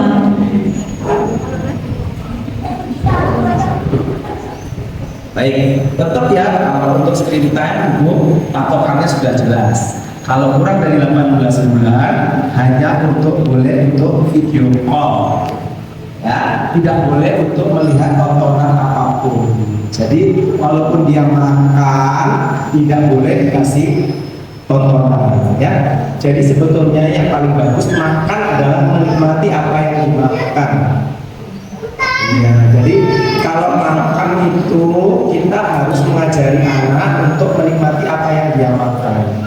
Jadi makan itu, makanya kalau umur 7 bulan tuh ada makanan-makanan yang boleh dia, kan dia fasenya fase oral juga, di mana semua tuh masuk ke mulut ya. Nah itu kan ada biskuit-biskuit tertentu yang direkomendasikan untuk bayi itu dia pegang terus dia makan.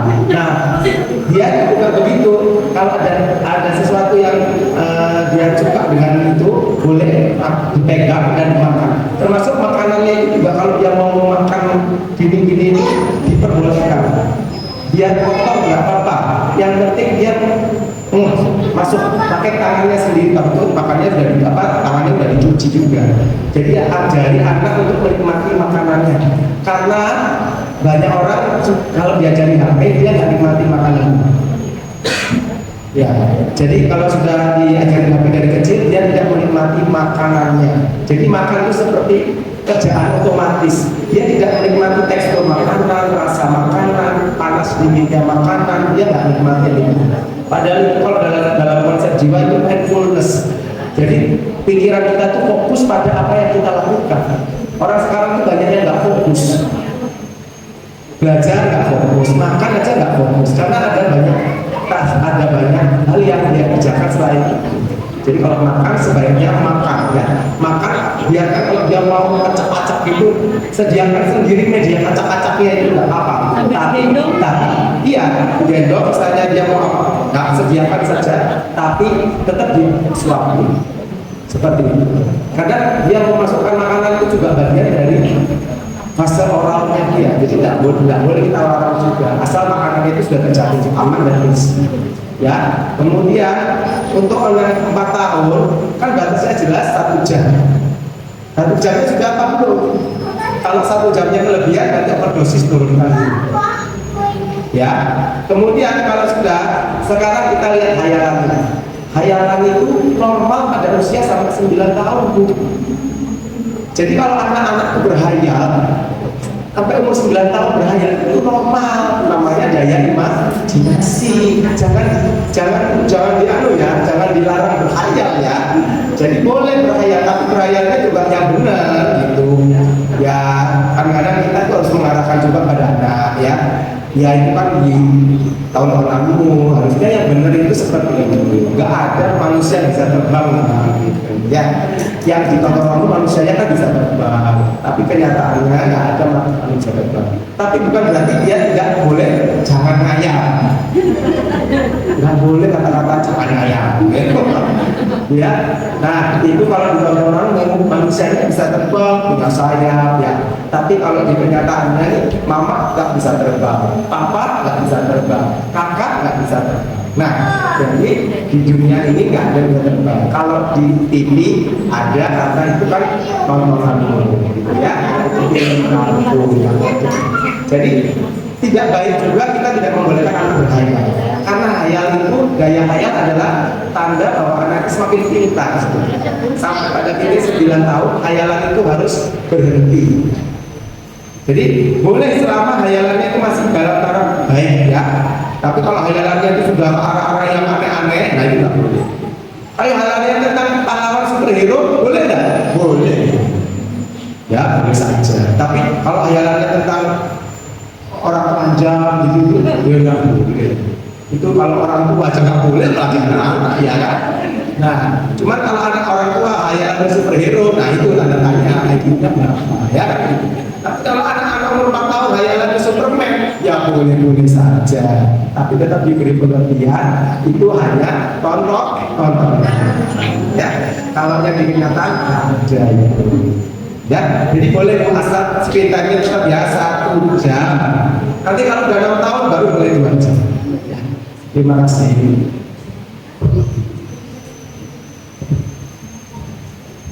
Selanjutnya dari teman ini jadi di rumah ini.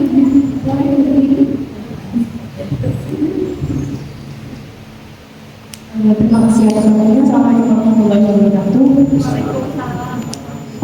Perkenalkan sebelumnya saya dari Pusat Luar sebagai ibu tangga.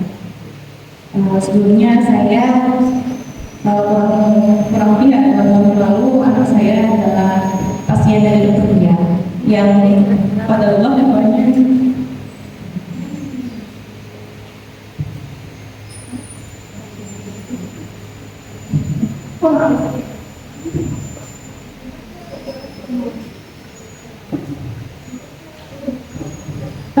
keduanya terkena TB.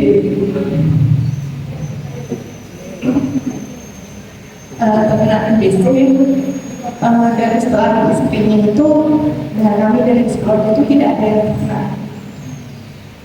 Saya sendiri perantau Jawa Timur, dari sini memang tidak ada keluarga. Terus kami mencari dari mana, karena suami sendiri bukan bekerja di dinas kesehatan ataupun yang berbau dengan kesehatan. Juga kami jarang berkumpul dengan orang-orang yang merokok, karena suami saya sendiri pun juga merokok. Namun alhamdulillahnya setelah menjalani pengobatan selama 6 bulan, keduanya berlangsung baik, dan hingga saat ini perkembangannya yang menurut saya sendiri itu ya sudah alhamdulillah seperti itu. Nah, pertanyaan saya di sini, dok, apakah mantan pengidap TBC ini pertumbuhannya itu agak lambat ya, karena kalau untuk kakak pertama ini mungkin dari awal dia terjangkit pertumbuhannya itu tidak seperti si adik itu. Nah, jadi si adik ini saat ini di usianya 4 tahun itu berat badannya kurang lebih 13 kilo. Nah, namun di perbandingan grafik berat badan dan tinggi badan, dia ini masih di garis normal. Jadi bisa dibilang pertumbuhannya dia ini membaik, tapi tidak sesuai dengan usianya. Apakah di sini bisa dikatakan sebagai video atau stunting? Karena alhamdulillah kedepannya itu dari perkembangan cara metabolis kasarnya itu sesuai dengan usia anak-anak tersebut gitu. Dan si adik ini dia alhamdulillah sudah tes apa bukan IQ ya, yang sih dia itu dong. Nah kalau si kakak emang sudah tes IQ gitu, ada ininya lainnya. Nah untuk si adik ini lebih ke kinestetik. Nah yang saya tanyakan, apakah karena pernah terhambat pertumbuhannya itu pengaruh ke daya fokus? Nah karena fokus si kakak dan si adik ini berbeda gitu. Terus yang kedua, karena kasus kemarin itu saya jadi dia ini agak gimana ya, setiap bulan harus melihat, jadi emaknya aja yang tahu kayak gitu. Apa ya, mengembalikan rasa, memberikan dari segi afirmasi positif nih, enggak kok aku baik-baik aja kayak gitu. Tapi nanti balik lagi ketika saya scrolling lalu melihat anak-anak di luar sana, kok ini ya, itu kan kayak saya sendiri sebenarnya kayak menjadi penyebab itu ya. Bisa dibilang di sini saya terganggu secara psikologis kayak gitu. Nah, sepertinya hal-hal yang kayak gini pun orang tua yang mengalami gangguan pertumbuhan anak mungkin tidak sengaja yang jadi malas berpikiran, karena kayak jadi bumerang, tambah melihat kamu kayak gitu kan ya. Jadi entah kalau dipikir malah semuanya tidak terjangkau, ya nggak kerja yang di rumah kayak gitu. Jadi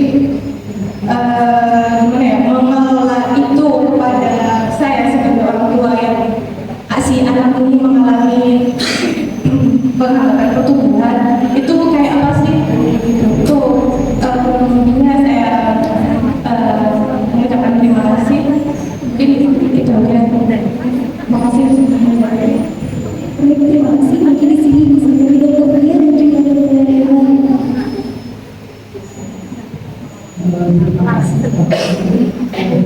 Jadi sebetulnya TBC itu penyakit yang bisa disembuhkan ya. Ini muncul sudah sejak lama. Jadi sebetulnya sejak zaman dinosaurus. Jadi dinosaurus fosil dinosaurus itu ada format TBC-nya sebetulnya. Jadi TBC itu penyakit yang lama sekali sudah. Memang dia bisa bertahan lama. Jadi insya Allah kalau dia sudah pengobatan sesuai jadwal, minum obatnya sesuai jadwal sampai habis, itu insya Allah dia sembuh. Ya, tetapi harus selalu menjaga ya, dia sakitnya ini kemungkinan tertular dari mana. Sumber penularannya harus diobati. Ya, kalau bisa ketemu harus diobati. Makanya sekarang ini kalau ada satu orang dewasa yang divaksin, Lintuk 20 orang di sekitarnya harus di-screening. Anak balita di sekitarnya harus dikasih pencegahan. Orang dewasa kalau perlu dikasih pencegahan atau di-screening. Sehingga kalau ada yang sakit diobati bareng-bareng. Ya. Terus berikutnya ya, gimana? Karena kalau fokus itu banyak faktor yang ikut serta ya. Jadi bukan hanya faktor pertumbuhannya aja. Jadi bukan hanya karena dia tumbuhnya kurang, jadi fokusnya kurang. Banyak hal. Seperti tadi screening file-nya bagaimana, ya. Ngajari dia fokusnya bagaimana. Jangan ibunya karena takut malah jadi nanti mungkin kegiatan yang lebih bisa bagaimana sebagai orang tua mengelola emosinya menghadapi anak yang bermasalah. Ya. Jadi pokoknya kalau saya prinsipnya berusaha semaksimal mungkin bantu dengan doa. Ya, doa itu adalah yang terbaik. Ya. Jangan karena kita takut kita malah jadi bikin ke situ terus itu malah saya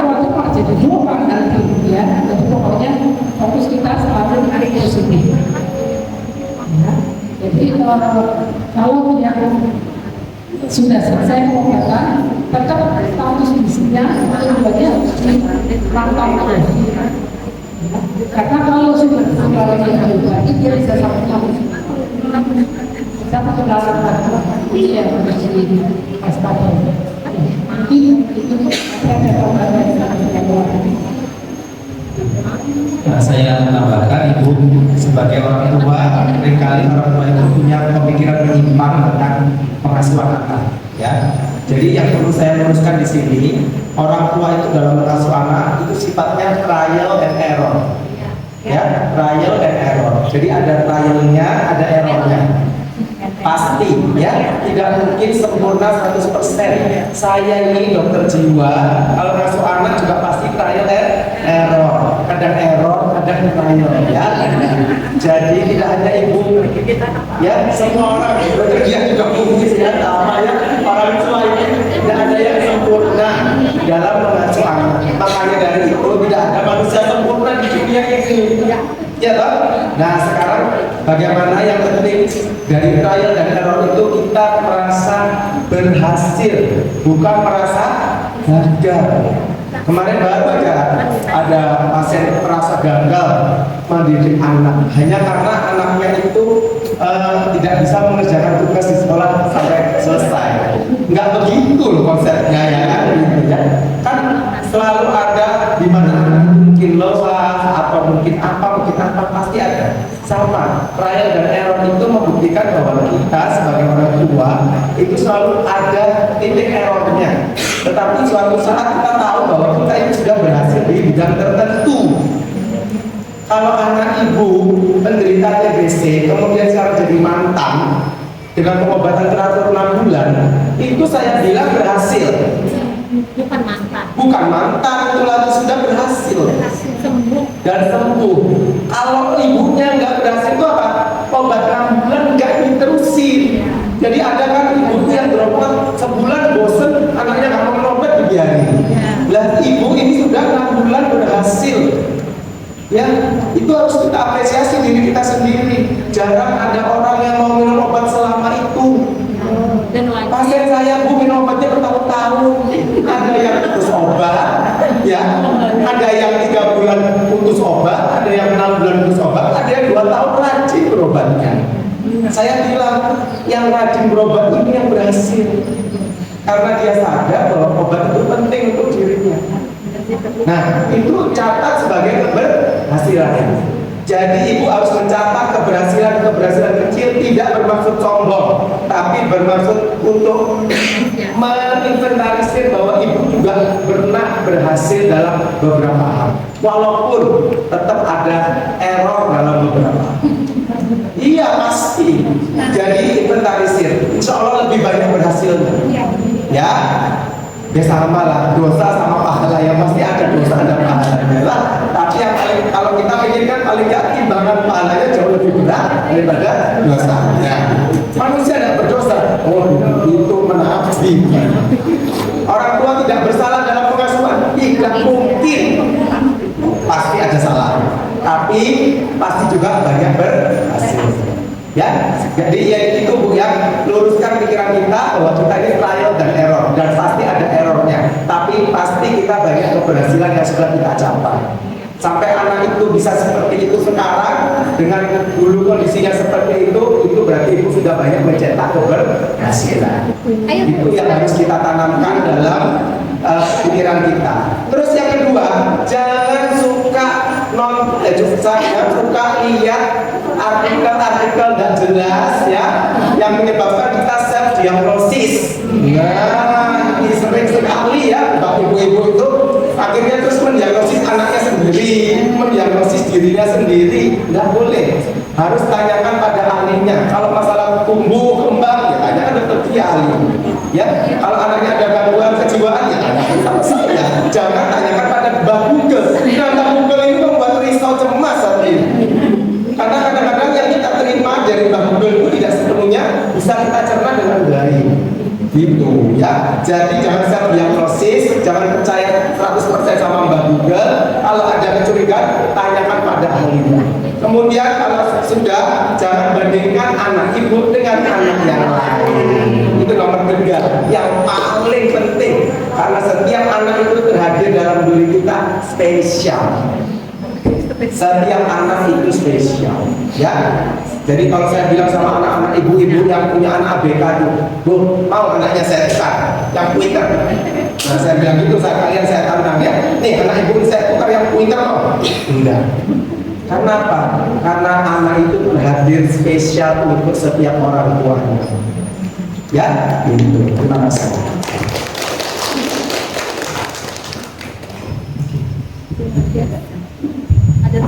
Baik, sisa 5 menit lagi mungkin boleh saya tanya dari sini sebelah sini ya, boleh dari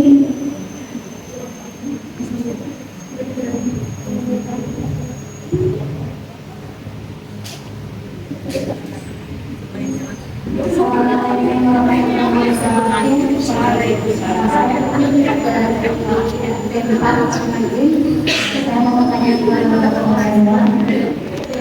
selama ini saya tempat pengalaman saya, perkembangan keluarga saya bingung mau apakah saya dokter psikolog dulu atau psikiater dulu. Nah, saya bingung bedanya antara psikolog sama psikiater itu apa. Terima kasih. Ya ini pertanyaan sederhana tapi tidak banyak diketahui orang lain. Orang awam harus tahu ya Bapak Ibu ya. Profesi kami itu kalau di kesehatan jiwa ada 2 yang paling banyak, yaitu psikiater dan psikolog. Ya, kalau psikolog itu dia pendidikannya adalah psikologi.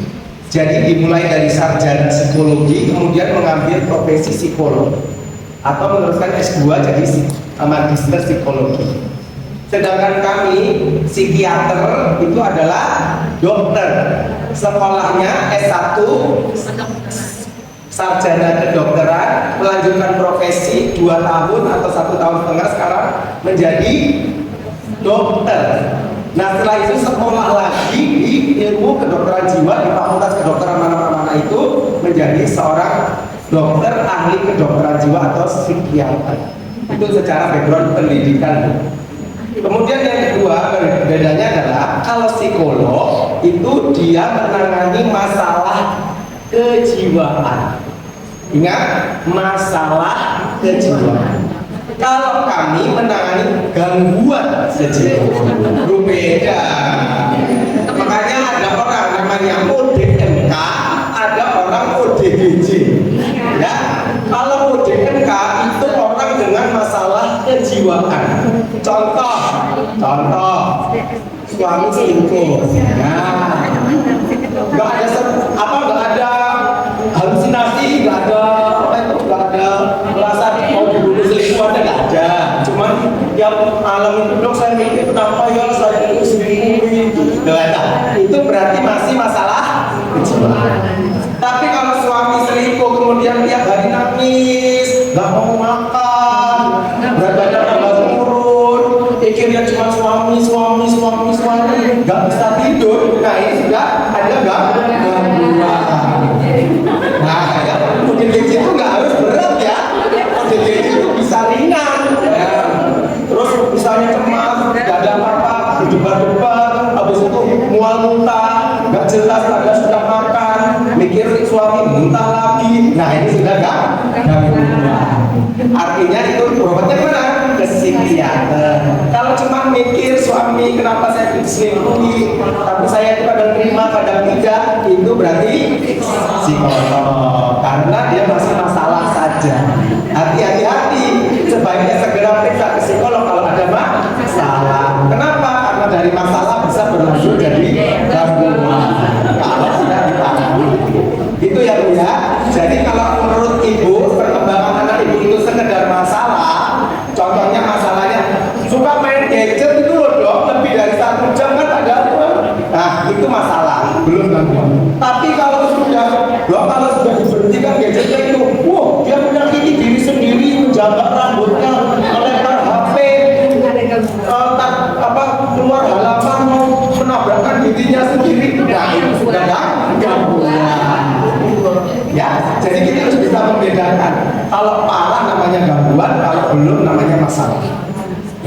Kami psikiater itu untuk yang gangguan. Walaupun kami bisa punya kompetensi untuk masalah, tapi biasanya saya akan juga rujuk ke psikolog kalau memang ini hanya masalah. Oh, ibu ini belum perlu ke saya masukkan ke psikolog saja ya. Soalnya kalau psikolog insya Allah sudah bisa kasih masalah. Karena kalau gangguan otomatis kan harus pakai obat, Bu. Itu bedanya lagi. Psikolog tidak boleh memberi obat, tidak boleh memberi resep. Tapi kalau saya, karena saya dokter ahli kedokteran jiwa, saya berhak dan boleh memberi resep pengobatan. Itu ya bedanya di sini. Terima kasih.